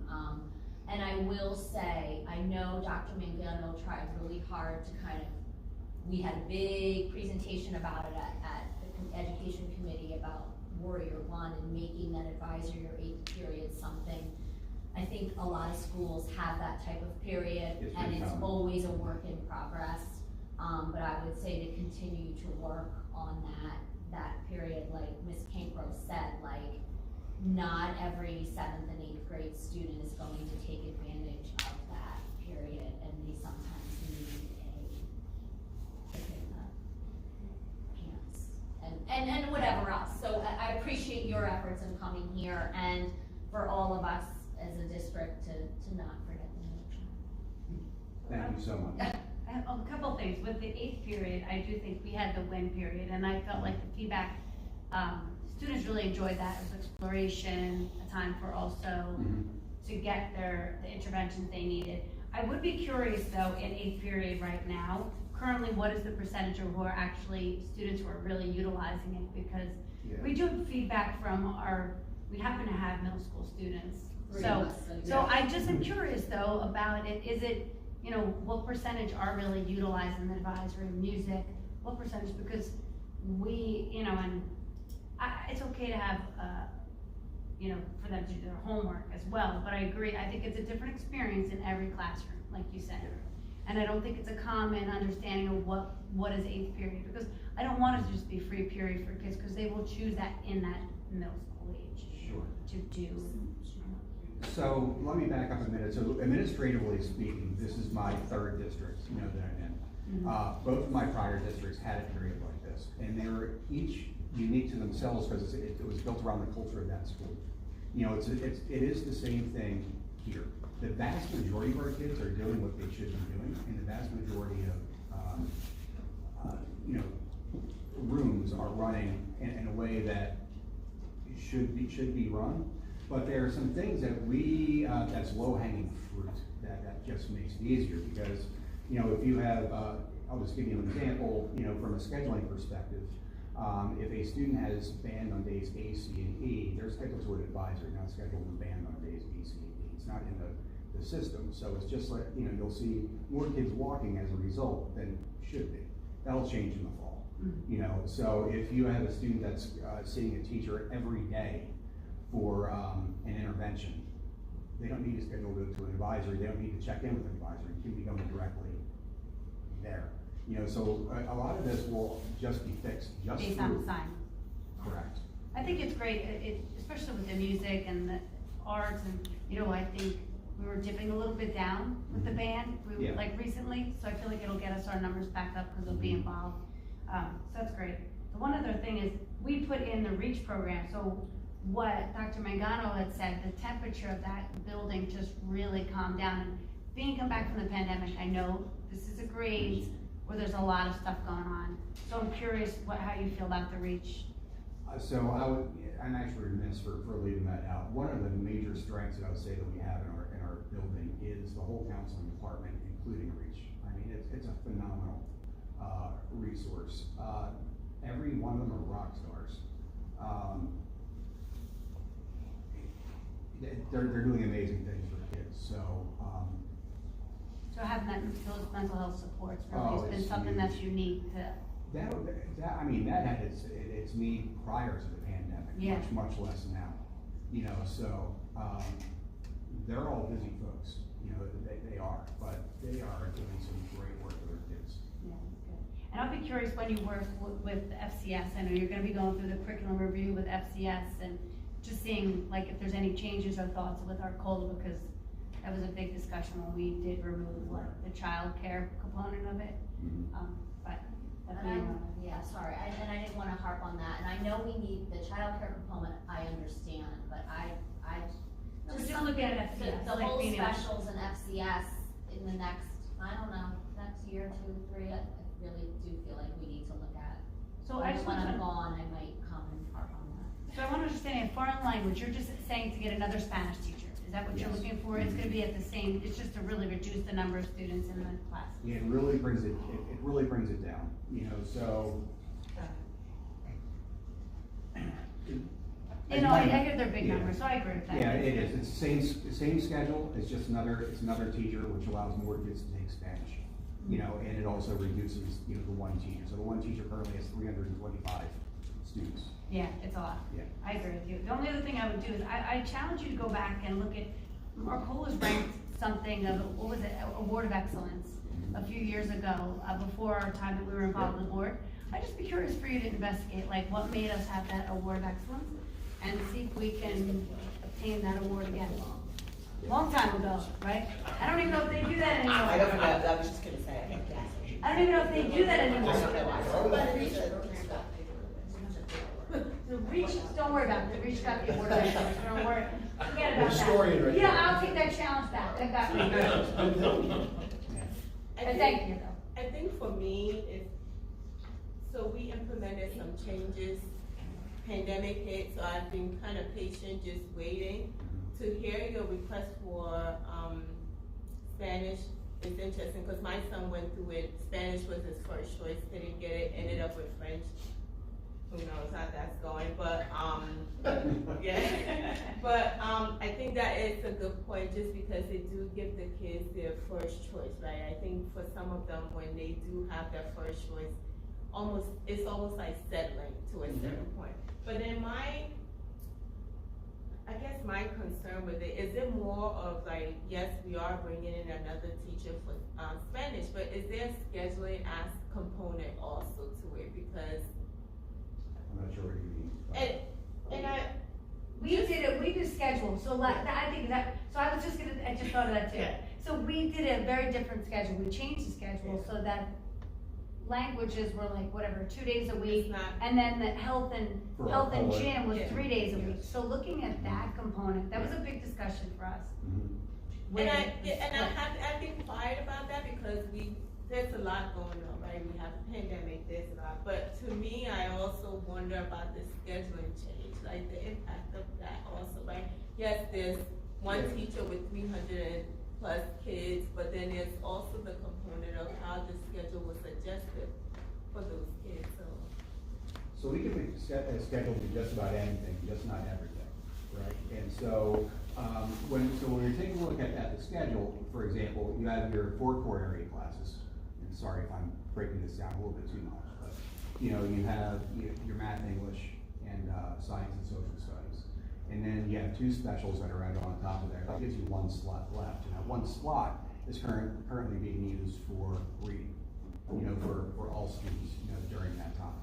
Which means that in order for a foreign language, you know, to be accessible to all students, it has to take place during one of those special area classes. It doesn't leave the wiggle room to move that, you know, anywhere else in there without moving one of those other currently immovable objects. If that makes sense. Yeah. Okay, so right, looking at these things, we gotta remember too, Michael has the most restricted schedule based on the contract as well. Yeah. Right, the MEA contract dictates almost exactly what he has to do with some of those scheduling periods, more so than the other. I mean, even at the high school, you can be more flexible with periods, where Arcola, just the model of middle school, doesn't allow for that. So it is, there are limitations, even when he says anything but not everything, that contract makes it even more complicated.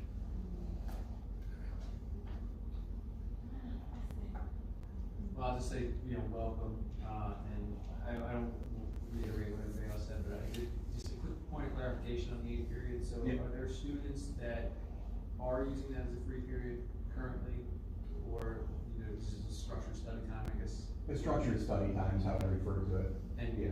so we're not assigning them to an activity during that time, other than that study time? Yeah, so, well, it depends on the day. You know, so you may have like I said, a student, maybe they have to make a test on a particular day, or they just, they didn't understand the math lesson that particular day. But other than that, no, for those kids, it's a structured study hall, you know, for them. And then just, I agree with everyone that an additional Spanish teacher is a welcome addition if we're able to do that, just to limit the numbers. So how many students would you say were not getting their first choice? Well, give me a I'm moment just here. curious. So, well, I know just looking at the historical data here, it depends on the grade and of course the enrollment, but we just had, it was 2 years ago, 90 did not get their first choice. You know, that's an approximate, you know, number, but, you know, it's pretty sizable amount. Yeah, well, it's just a good information to know. And then, of course, it's a 2-year decision because they can't switch the languages really get to 9th grade.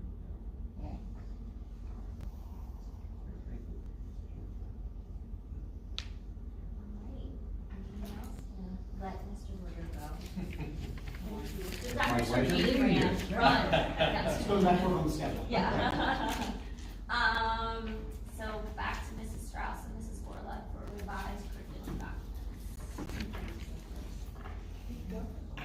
We'll start in the primary grades. Work backwards, so, and I'll send you these, Thank you. you don't have to write anything down. There will be several, revisions to the curriculum presented for the April board meeting. First is digital audio engineering. The plan course document for the music elective, digital audio engineering will be presented for approval. Resources for this course were actually funded through the Methacton Education Foundation several years ago. The document is aligned with the UBD format and highlights student experience with digital audio engineering tools and concepts. Students examine the use of microphones, audio effects, digital control software, and explore the concept of regulations surrounding copyright, which is always interesting. Next is 8th grade ELA. The PCD for 8th grade ELA is presented for approval. The documents aligned with UBD and highlight student learning experiences in both reading and English, grounded by PA standards. The reading and English class structure was implemented at Arcola in the 2021 school year. It will continue to be monitored and adjusted through the implementation phase, which is where it's heading next. Similarly, 7th grade ELA, the PCD for 7th grade ELA will be presented. The document also aligned with UBD and highlights the student learning experience in both reading and English. That course was instituted in the 2021 school year with Arcola's scheduling shift, so it will continue to be monitored and adjusted through the implementation phase. Academic English 11 also has some revisions that were completed as part of our curriculum review cycle. The revisions reflect the targets of stage 2 of the review cycle. The revised document reflects the current format and use by the district and refinement to the unit plans of the PCD.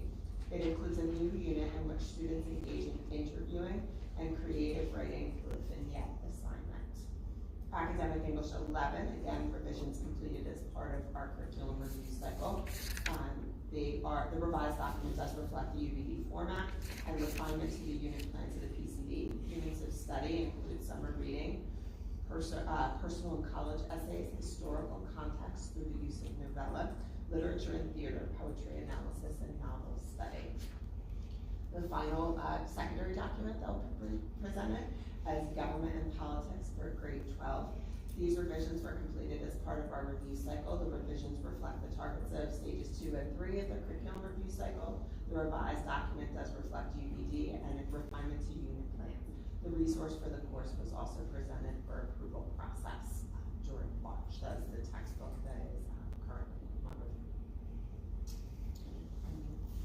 I will send it to you. Thank you so much. And the plan course documents I have for you today are revised due to our full day kindergarten, which is coming in the fall. So those would be for math, ELA, science, social studies, as well as gym, art, music. And library is currently working on them this month, so we'll get those to you right away. So everything's gonna be about kindergarten because of what. Full day kindergarten, yes. So, and just to add on what Mrs. Strauss had talked about, we're obviously adjusting the scope and sequence because what was normally done in half day will now be done in a full day. So where ELA in the past was 60 minutes, will now be 120 minutes, math will be doubled. So obviously the content and skills and scope and sequence will need to change. So they're all not colorful, folder. You'll get all these electronic, you'll see them at the board work session in 2 weeks, and then for the action meeting following, as well as the textbooks for Wonders and the American Government textbook as well. So all that will be completed, done by April, in time for our professional development on May 17th. That's why we're doing it in April. So we have lots of PD time in May. Is this for us to keep? Nice. I guess the same thing. So you'll get everything electronic, hard copy, et cetera. So, more to come. Thank you. Mr. Brannick. So good evening, just a few items to be able to update everyone on from the past month.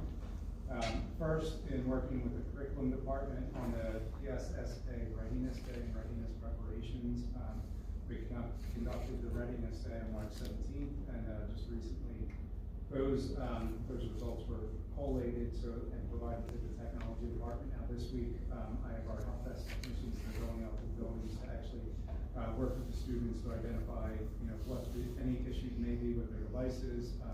If for some reason the ERC app is not showing, to be able to refresh that device, to be able to make sure it's there. If any students don't have devices, that we can provide them with devices, assign them devices, or if there are any devices that just simply for one reason or another are not working, make sure that we get the device in the student's hand in time for testing. So we're doing that this week, and we'll wrap up any needs next week, so that by the time we come back from the spring break, we'll be all prepped and ready to go for testing.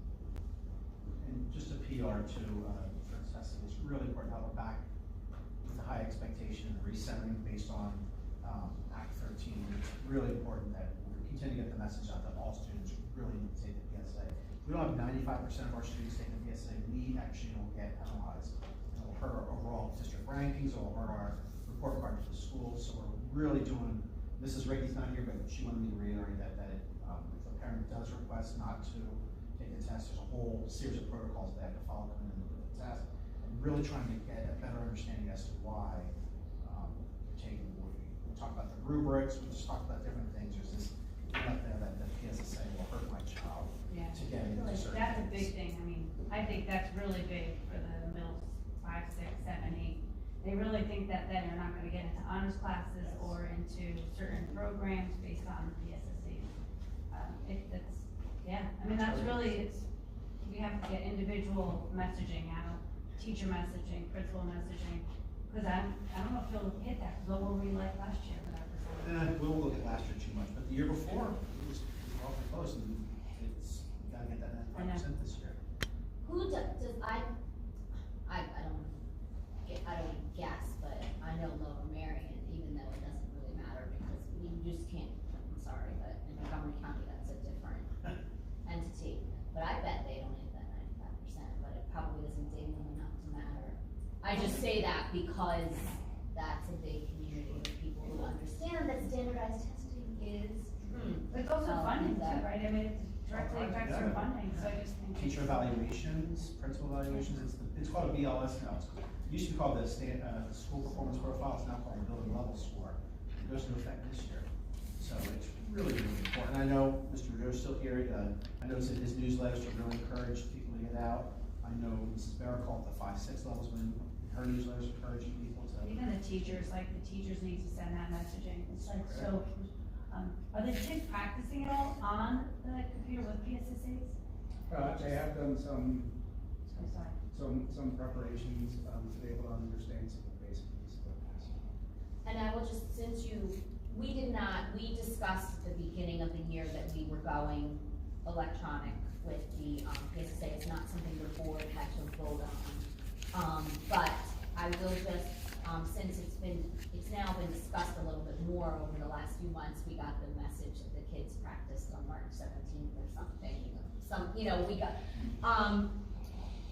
so everybody saw a dip, not everybody, there were dips because of COVID, and I know some districts have had worries about their using it electronically. There hasn't been enough data yet, I don't think, to actually say whether taking it electronically or not affects scores. I don't think there really is, because not enough districts have done it long enough to do it. So, if we see were unhappy with, do you think, I know we can't say it was because it's electronic, we could say it's because it's electronic, we could say it's because COVID loss, we could say it's because those cohorts just were those cohorts, you know, there's different things that we would say. But would one of them be go back to paper? It's a possibility, however, we are still providing paper copies for those students who need them, those students who may have their SDIs. We're not 100% digital, so one step at a time. Districts that have implemented it did not see it yet. Those districts in Montgomery County that implemented it prior to the pandemic, and we've come a long way. I don't think we would have been in this situation, but kids are taking online tests. And someone brought up a very good point that kids' fatigue level is quite different when they're manual writing versus on the computer. They're really good about that. So yeah, and I was you know, personally it doesn't really matter. I was kind of excited to hear we were gonna do that. If there's a debate, oh my gosh, we could probably talk about it for hours upon hours, and I don't wanna do that. I was just curious that if there is a dip, would the whole electronic thought be, because to be quite frank, I didn't even know. I said to my older child, I said, did you take the PSATs or the Keystone online? And I had no idea. And she's like, oh no, paper. So it's just interesting to me that the Keystone we did paper, the PSAT we did paper, but the PSSA, so just something we might need to discuss after the data is in. But anyway, thank you for getting all that ready. This is our first year doing it. And a lot of districts are going this way because of coming out of the pandemic. What better way than the digital platform that has been working on the last few years. And the students in the middle of taking it or just started taking it having tech issues, will they be contacting? No, there should be no tech issues. If there are tech issues, will the students know? So the test will save automatically where the student is. So from that standpoint, we're in a good position.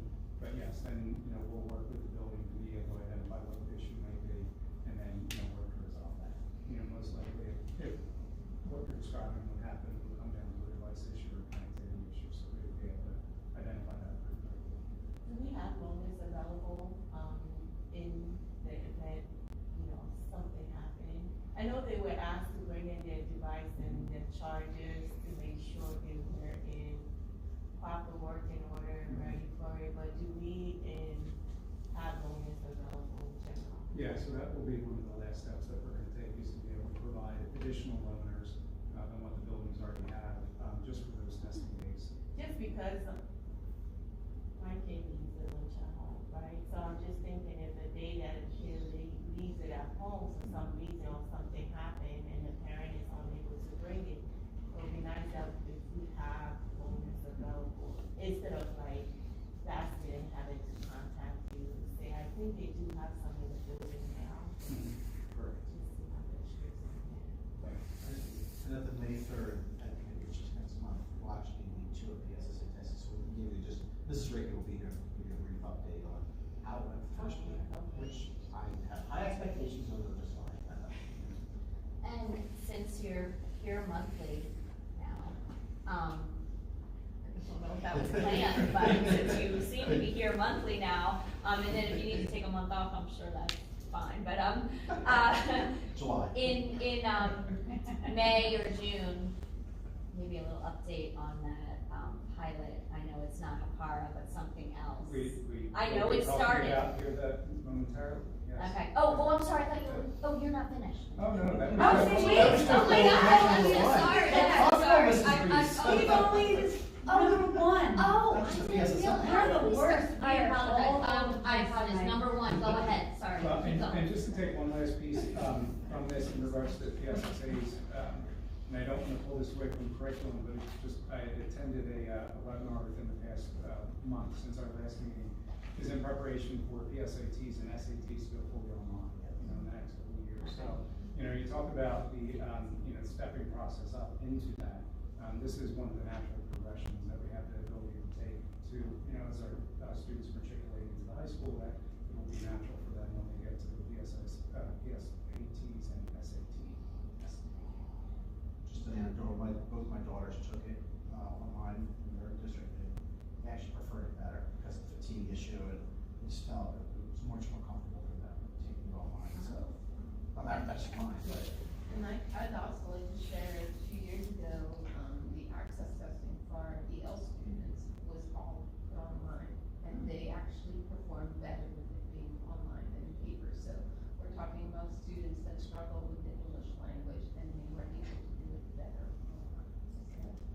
wait to see what the results are this year. They don't come until June, but. So bullet 2 of 3. Oh, sorry. I appreciate it. That was a subtle way. Yeah, that was great. It's just a very brief update. If you recall, from some of my formal presentations and just talking points over the past number of months, one of the key pieces that I've looked at coming into the district since July is just that the one-to-one program, is very well established, 7-12, and since the pandemic, growing its roots, K through 6. And one of the pieces that I have been working on is to be able to create the expectations or the frameworks for the actual devices themselves. Expectations on the student part, parents' part, and then also creating internal procedures in regards to, refining a little bit more if devices are broken or devices are not working. The process, first incident, second incident, third incident, obligations, all of that. So that has been a very big focal point over the past 60 days, but really the past month, to refine that documentation so that we can have that publicized here well before the end of the academic year in preparation for next academic year. So that is coming to some completion, and getting a lot of feedback now both from cabinet, also from the technology department, and as well our technology integrators, just upon what has taken place in the district historically, but also what we can learn from programs and districts in our surrounding area as well. So just comment on bullet 2. I thought the emails that I received personally were very professional about requests about devices, trade-ins, or something. There was something about the delivery of the messaging about one-to-ones. I thought that was very professional. Exchanging the devices to be able to get the it was very nice. Yeah, I appreciate it. Yeah, one of the big challenges has also been, with the way that devices were handed out just because of the pandemic. Ideally we have a lease of device that every student in 1st grade, 5th grade, and 9th grade will be on the same lease, and then you step it up every year for a 4-year cycle. Right now, to say kindly, it doesn't look that way, right? So that's what we're trying to do, and that's what we're trying to get some advantage of being able to swap student devices to get them on the correct lease with the correct rate. So as you see probably in my weekly update, I referenced that 1 to 2 weeks per month just on what we've been working on. So I appreciate that. Thank you.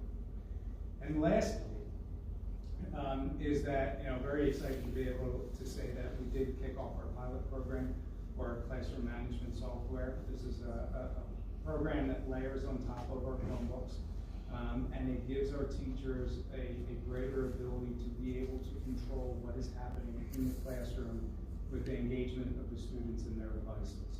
So a couple of examples: if a teacher wants to be able to, or needs to be able to stop the class at any point to redirect, to refocus, and recenter on a teaching point, the teacher has the ability either to fully stop the browsing capability that's taking place with a lock every student's screen.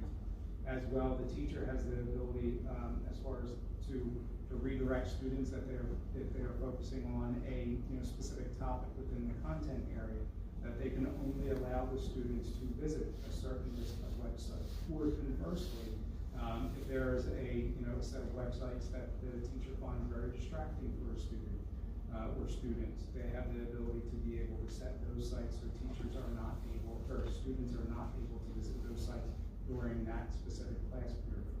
A couple of key points that are important to be able to understand is that this software is only able to engage the students' devices during the school day, so from 8 a.m. to 3 p.m., and only while the student is on the district's network. So if Johnny or Sally are absent on a Wednesday and it's a homeroom time period for the first academic period, but they're sitting at home with their district device, that device is not in contact with what's taking place in the classroom. So thereby the teacher does not have the ability to be able to control what that student is doing at home. It is only while the student is on the district network, which I think is very important to be able to understand. Additionally, no ability to be able to control cameras or microphones as well in the student devices. So still very early in the pilot, just formally started this past Friday, And with some of the schedules and some of the things that the Skyview and Arcola had going on, really just starting to take place now, beginning today. So I will get back into the buildings on Thursday to walk around and start to gain a little bit of feedback from the teachers.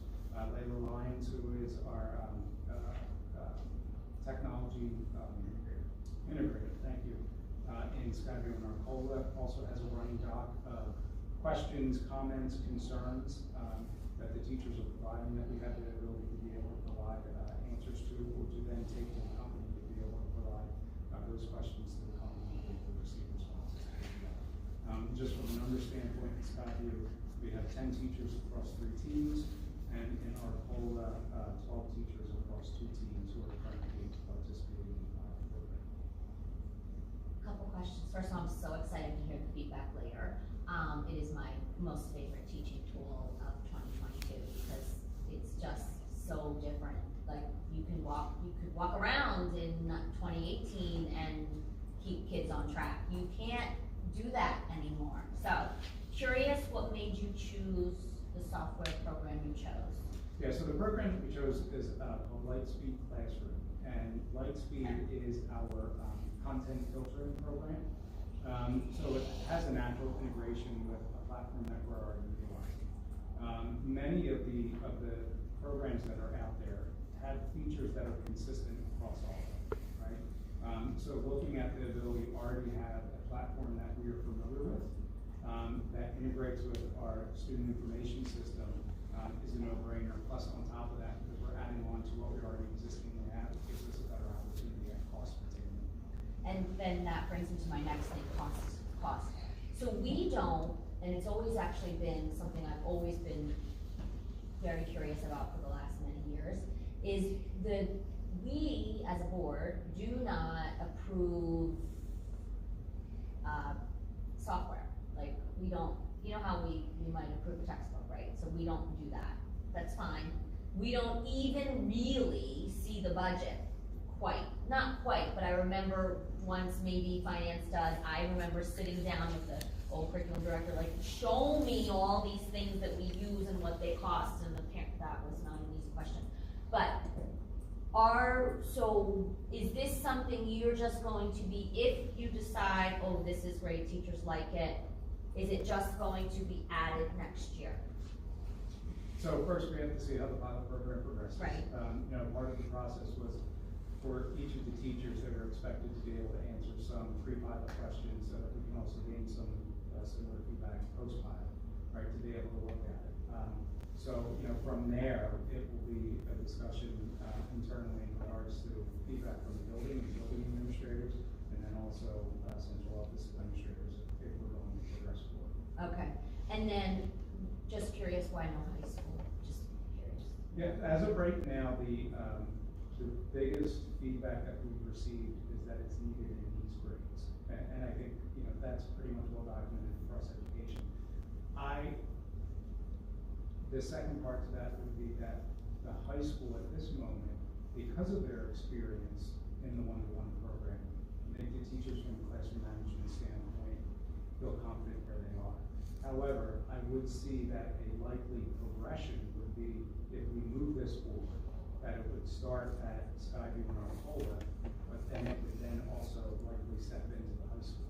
Because I don't believe that we can have students who go from one building with a program like this into a building without a program from a management standpoint. And there's also that idea of creating good habits, right? Like you have to create good habits, so maybe. And then I don't use this function of it as much as some other teachers because of what I teach, but I know some of them you're even able to like assign certain sites so that during this class you can only go to these 3 sites so that they're focused on their research or whatever it is that they're doing, is to have that capability as well. It does, and not only that, you can also differentiate so that you can create smaller groups within the whole class, so that you can create those groups and then push out resources to the individual groups. And those groups can be modified as the class moves on.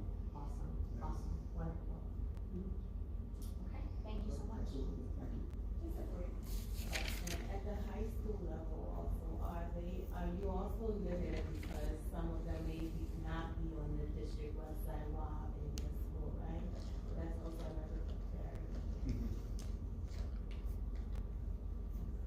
Thank you. Good job. Dr. Angstad, Alright, well, last but not least. so I have a few more than 3 bullets. Okay. Turn the page.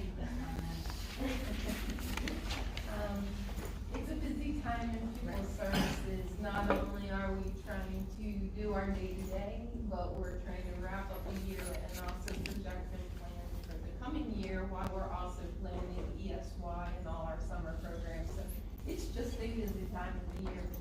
In addition to all of those things, and I'll talk a little bit more about extended school year in a few minutes, we are in the process of writing our special education comprehensive plan that was put on hold due to the pandemic. They gave us an additional year to write it, so that is due on July 30th. I'm sharing that with you because I will be bringing that to the Ed Committee in June, because we then need to put it on public display for 28 days. We have to do an affirmation statement, and then it needs to go to the board for approval before it can be submitted in July. So there's a lot of steps. Just for people that are not familiar with the components of the plan, we write a very detailed plan about the program strengths and areas of improvement, but there are also key topics we have to address and talk about what we're doing here in the district. So how we're addressing significant disproportionality, least restrictive environment, positive behavioral support, incarcerated student oversight, and that's important because we do have a prison program that is served under our pupil services department, and then all of our educational programming and supports. That looks at all our classrooms, our caseloads, that part's fairly detailed. So very comprehensive. We'll bring a summary to you. We're not going to share the entire report, but we will be bringing that to June meeting. In addition to that plan, we're also finalizing the district's 3rd year of its corrective action plan, which is due in June. This was required based on our last compliance monitoring. The good news is we have lots of positive things to report on. The 2 areas we were cited in were least restrictive environment, and we're moving with inclusive practices, and significant disproportionality for the over-identification of students into special ed, particular groups of students.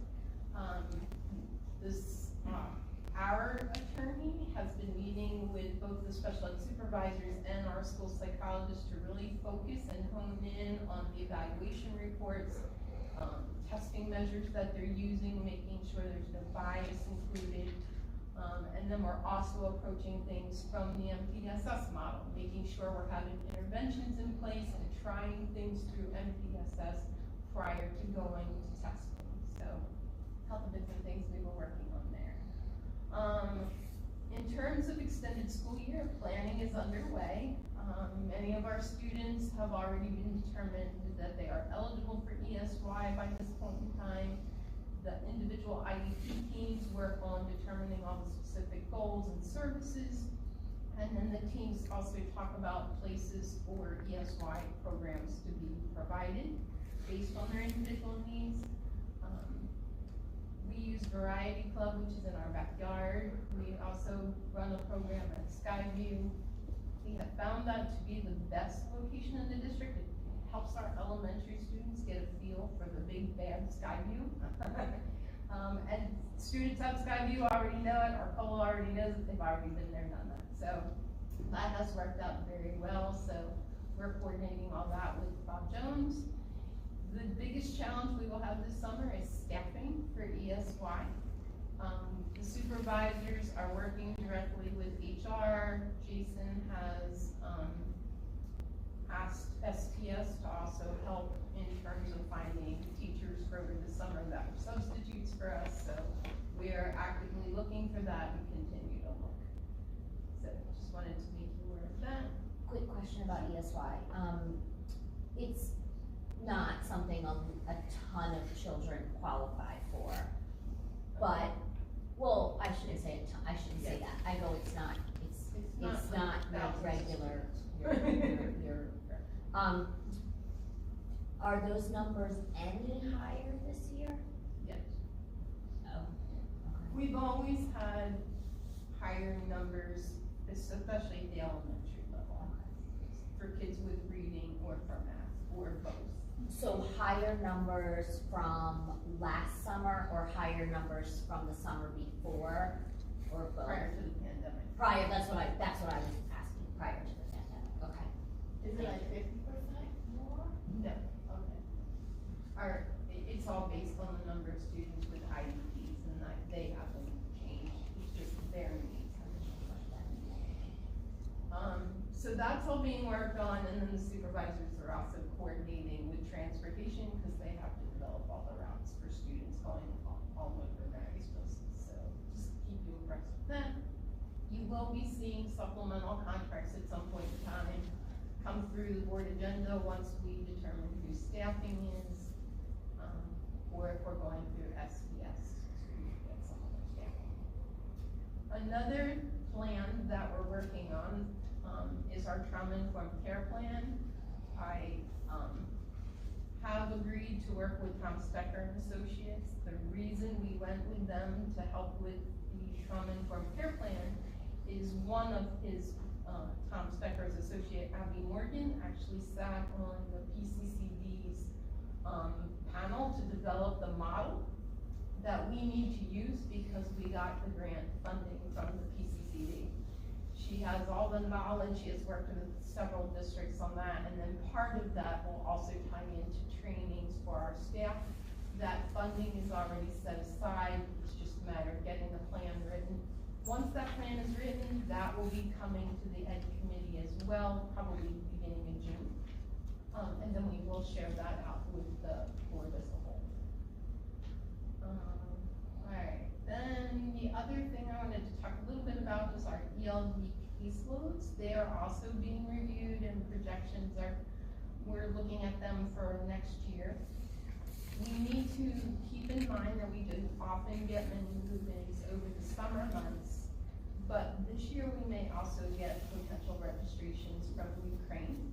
And so we are already getting a lot of information on how to register students, if they're coming without their records and all of that information. So more to come on that as I start to see things, but lots of information being shared. The MCIU had sent some documentation out, I've received information, and that could impact our ELD caseloads.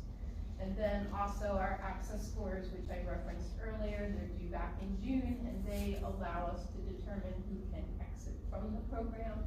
So all of those factors are taken together, and then we'll look at our caseloading and our staffing. There is a potential, and Dr. Zerbe is aware of this, I don't know if he mentioned it, we do have currently a 0.5 ELD teacher at Worcester, and we may have a need for a 0.5 at the high school, so we may look to increase that to a full-time position.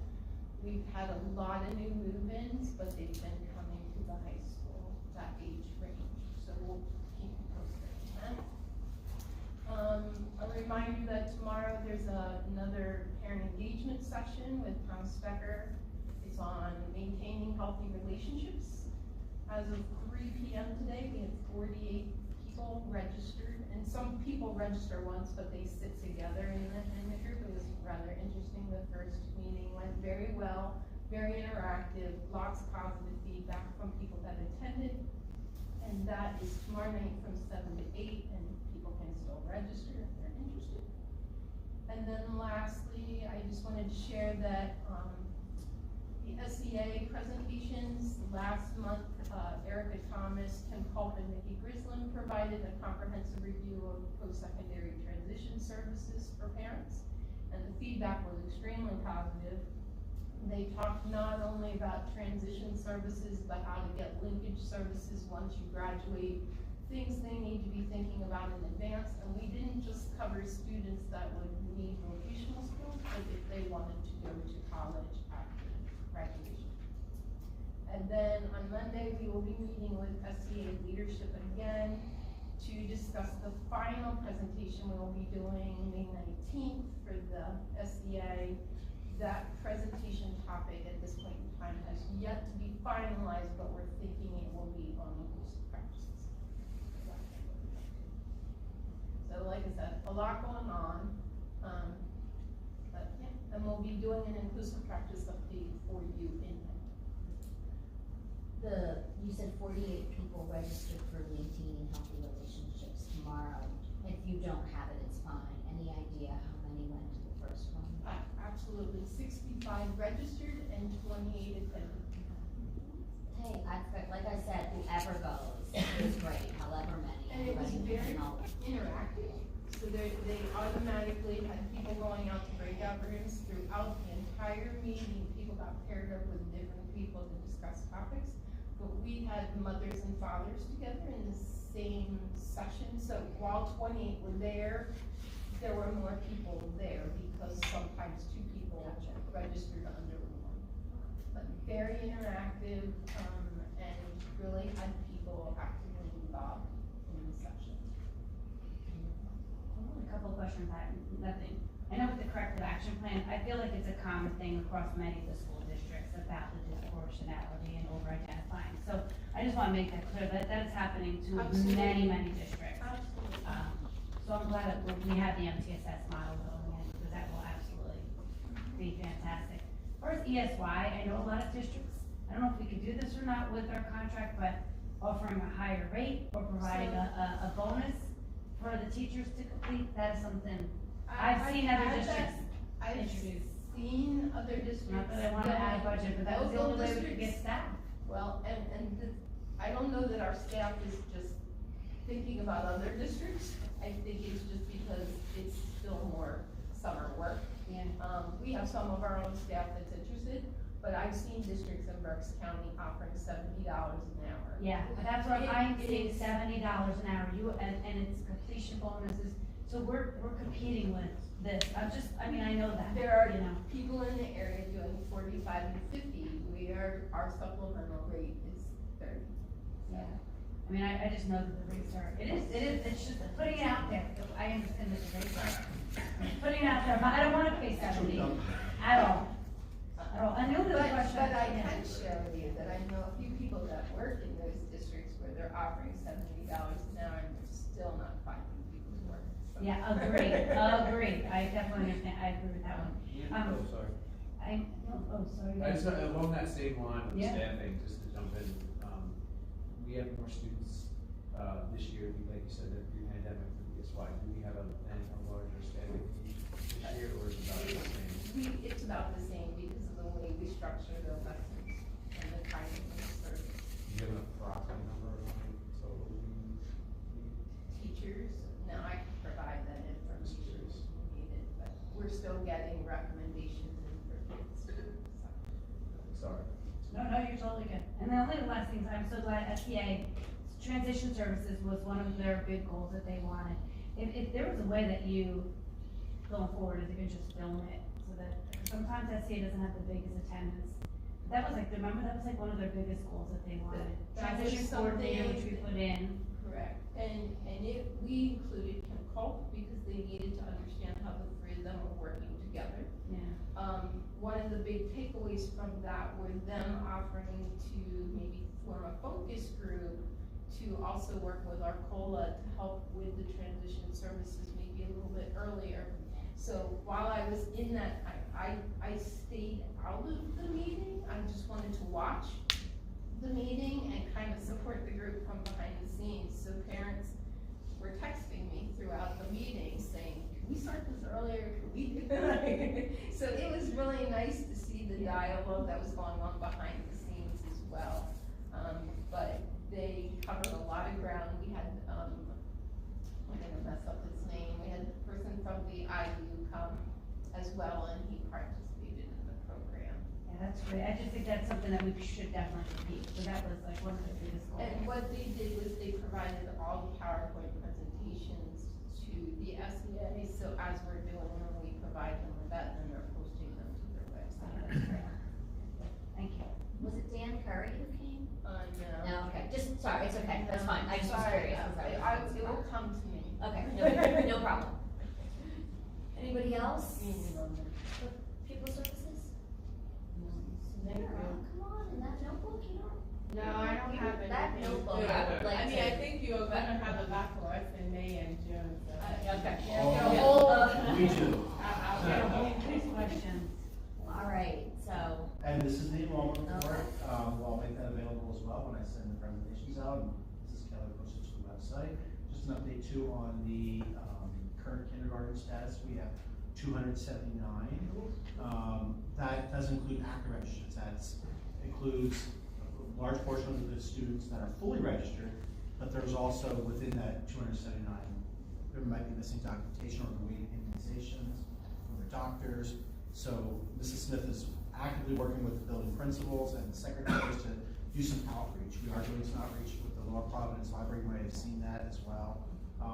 Dr. Euchre's going out on Thursday, not to recruit students, but just to kind of promote full day kindergarten. So she will be out there interfacing with some of the community members. During story time, Dr. Roberts, I think next week or the following week, Mrs. Strauss, Mrs. Ricky, just going out there networking and just kind of letting them know that we do have a full day kindergarten program getting registered. Now would be the perfect time. So spread the word. and I know it's always a bone of contention, but do we know about how many or what percentage typically do register over the summer? So I know it's a big number, because we're always like, wow, please register early. It can fluctuate. Okay. And again, like Dr. Hanks had mentioned, we're not sure about the number of students that may be coming in from other countries due to what's going on. So it's hard to say. We're right on track where we should be. Okay, Well, so can you that's go fine, on- so then it seems like it's, Let's see. we're on Down, average, no, doesn't let's see matter. down, historical enrollment, that's it, 279, so just wait to see what it was. Okay. So we continue to talk to our home and schools about getting the word out about registering, especially coming from a private school. If you're coming from a private kindergarten or a private preschool, just getting that word out. But to have 279 first week of April is pretty good. So Okay. we're done. Anything else before courtesy? The only, I just want to know about the attendance of the half-day, how did that go with the half-day, professional development that they did for K through 8? Was it great? Yeah, lots of learning activities that took place. We actually trained the full day kindergarten teachers in the morning on kid writing. In the afternoon it was building-based activities K through 8. Dr. Angstead worked with our Vision group. Yeah, our whole intermediate. Mrs. Strauss worked with the 5-6 schools as well. Mrs. Goyle worked with our intermediate level as well. And then the K4 building principals ran workshops on inclusive practices for the teachers as well as choice activities for teachers to learn more about UDL, understanding universal design for learning. So it was a very productive day. Teachers appreciated that time to collaborate with one another and just brought the staff together, especially at the 5-8 level. Yeah, I just want to give a shout out to Skyview. The staff there was just engaged in ways I have never seen a faculty come together. We talked and focused on the how, the what, and the why that we need to make the changes to our practices and the way that the world has changed and student learners have changed. And they were just fantastic. That's great. We'll say that at our COLA, Mr. Berger led a segment with the staff on grading and assessment using a jigsaw method, and we worked collaboratively with Dr. Hangstead to have a legal update, which I think is always important. And I will tell you that it was fascinating because I watched the audience, like, they all participated. Like, you could have heard a pin drop, like, they understood the importance of the topic and we provided them with a really thorough legal update. That's good. And we are, FERPA. and we are looking to do that with the high school at their upcoming in-service day in April. With the As you can see, there's a lot going on, so we needed that professional development time. We really appreciate that and we look forward to that continuing. Half-day, you got the attendance of the teacher there too, though, I don't know, Right. I like that. Yeah, thank you. Thank Good you for day. doing that. Good day all around. All right, courtesy of the floor? Joe Rittenhouse, Lower Providence. Specifically, I just have a few things. For the university partnerships, I thought it sounded like a really good idea, but I also was worried when Dr. Sorgini brought up the fact that their previous engagement had kind of deteriorated, and now they're moving on to Methacton. Is there a way Methacton can incentivize them to keep up the partnership going forward? I know we said there was no cost, but is there a potential like, hey, maybe we have students who are interested in education that are going to be leaving the high school, and here's an incentive to send them to a place where they may in turn come back to their home community to teach. Something that's reciprocal, that way people have, hey, I've always wanted to teach elementary, and here's a way I can do it, and Methacton has a really good program, and if I come back, maybe I can teach here and move somewhere else eventually, just something like to consider. For the math teaching and learning support services, correct me if I'm wrong, I know we were talking about there's the 3 math coaches, and the thing that struck me as somebody who genuinely struggled with math in Methacton, I really had difficulty as I got up into high school with math. The idea of doing the 3 coaches, I forget, they were K through 4, and then it was 5 through 8. So just because we brought up the idea of the algebra A and the algebra B, would there be any benefit to maybe moving that one coach up just into that range where they might be working with students who are taking algebra at the middle school and then moving on to the high school, just so there's just that tiny little bit of overlap with somebody they've worked with before and kind of gets them comfort moving into higher levels of math. I know for me, I think it's important to look after the honors students and the students who excel, but one of the things that always struck me when I was at Methacton was I always felt teachers would come up to me and say, we really struggle getting the people who kind of don't excel to feel engaged with math. That was something that I agreed with that.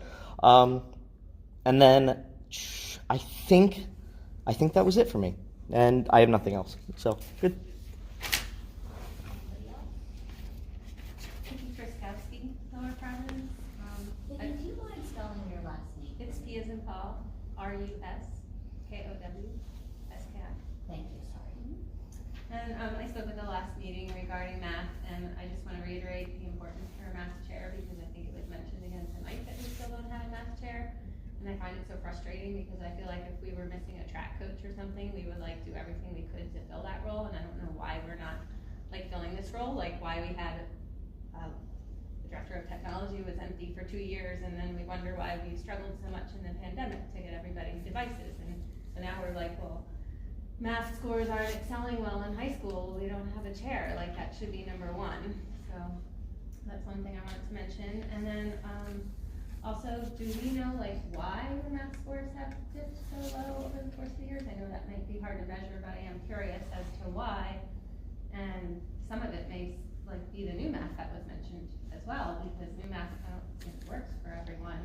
I know a lot of times when I help my daughter with math, and she's a junior now in high school, and luckily I have a strong math background, but I'll teach it different than her teachers teach it, because I don't know new math, and I'm too old for that, but then she understands it better when I teach it, and that might not be true for all kids. I'm not trying to say that, but kids do all learn differently, and math is math at the end of the day, and I think there should be options of teaching it different ways. And my last comment is not just related to math, but it does include math. I'm curious if there's a time frame that teachers have to have grades returned to kids, because I always teach my kids that you learn from your mistakes, but a lot of times my daughter's not getting grades for classes, for tests, and for papers and whatnot for a really long time, and so you can't, you're getting tested on the next chapter and you don't even know what you did wrong in the previous chapter. And especially if that's math, that doesn't help. But I know report cards are coming out on Thursday, and my daughter still doesn't have some grades in her classes from middle of February. So all of a sudden she's gonna know how she's doing in that class the day the report cards come out, but there was no time then to work on improving a skill if you didn't do well on something. So kids are encouraged to make up grades if they're absent or whatever, if they're sick, within X number of days when they come back. I think teachers should also have a time frame of when they give a test or a project, a reasonable time frame to get the grades back to the kids, because February 15th and now it's April 5th, and that's just too long. And that's all I have. I did want to address something, but before I do that, anybody else for courtesy of the floor? Lego properties. I kind of know Dr. Cerdini about this, but I mean, Westchester obviously is a big feeder school for teaching as well, so hopefully it's something that can be expanded at some point. With the math, one small thing, the slides I printed are different than the slides you presented slightly, so if you could just update that on the agenda so that it's in line with what was presented. Coordinator roles that were discussed previously here. I know that they're an MEA contract position that an MEA representative has to fill, and if an MEA representative doesn't come forward, then the position can't fill. We can't fill it with anybody else. So nobody comes forward from the MEA.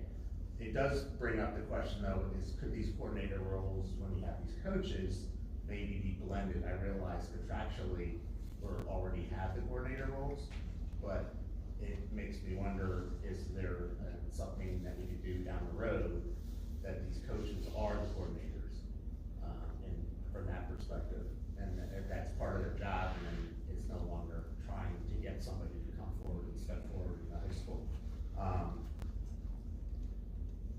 Also on the math, I think the principle of the prerequisites for chemistry and physics, and then making sure that we understand what the domino effects in taking some of the sciences, not just the maths.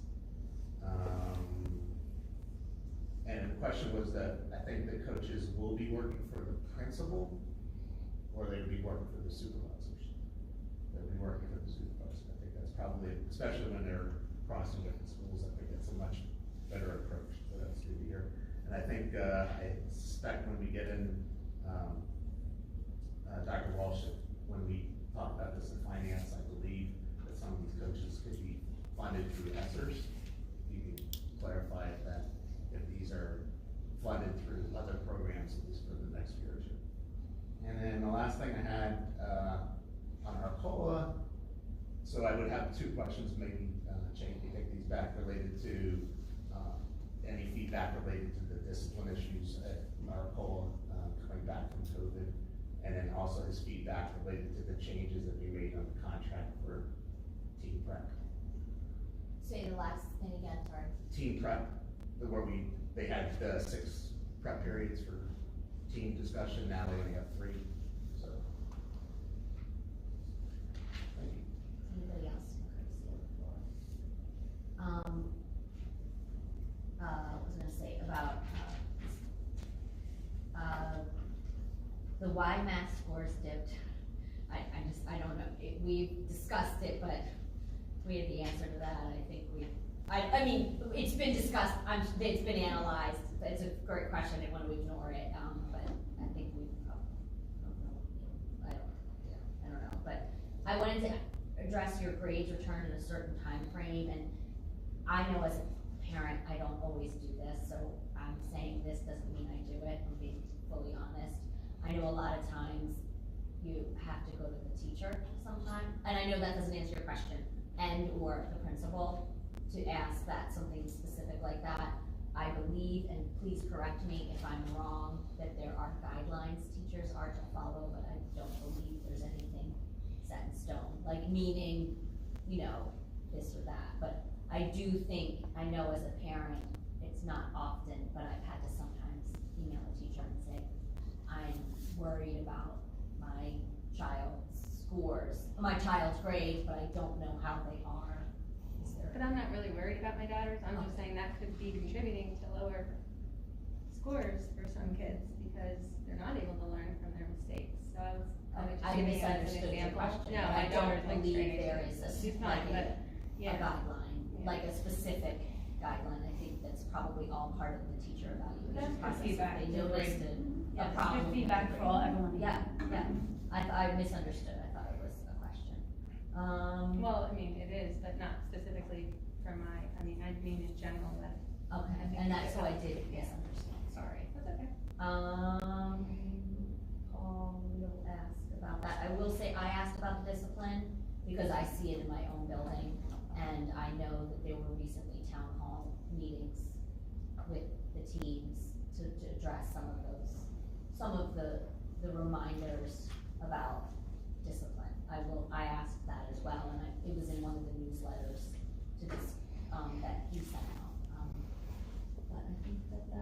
Can I just get real quick the clarification about the coaches, the MEA, what Paul just said?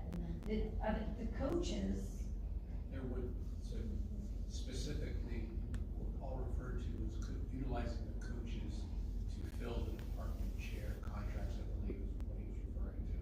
And that would not be an issue. That could definitely be something, it's actually something that we have discussed, but a lot of that would be dependent upon. so if we put out that there's coaches available, we have to only do it internally? Are we only getting coaches internally? I think for this discussion, we want to be very careful about embedding those into the position. I believe we'll have a contractual matter that we're obligated to hold because it's written into the agreement. I understand that they'd be able to do it, but I don't think we can get around attaching that to the job without paying what we already have in there. Does that make sense? Yeah, because it's, and then that's, but thank you, I knew there was one more thing you had asked, and I couldn't read my writing, about the math department chair. I believe, and Ms. Orla can probably verify this, that any role that the math chair would typically do has just been absorbed by yourself or one of the principals. Yes, myself and the administrative team. Yeah. Okay, because that's a supplemental contract. But you can answer, it. We are actively trying to fill that chair. And I can't say for sure, but I would imagine some of the math changes are to also show that we are having that interest in math, like meeting, right, and the staff and the numbers and all that.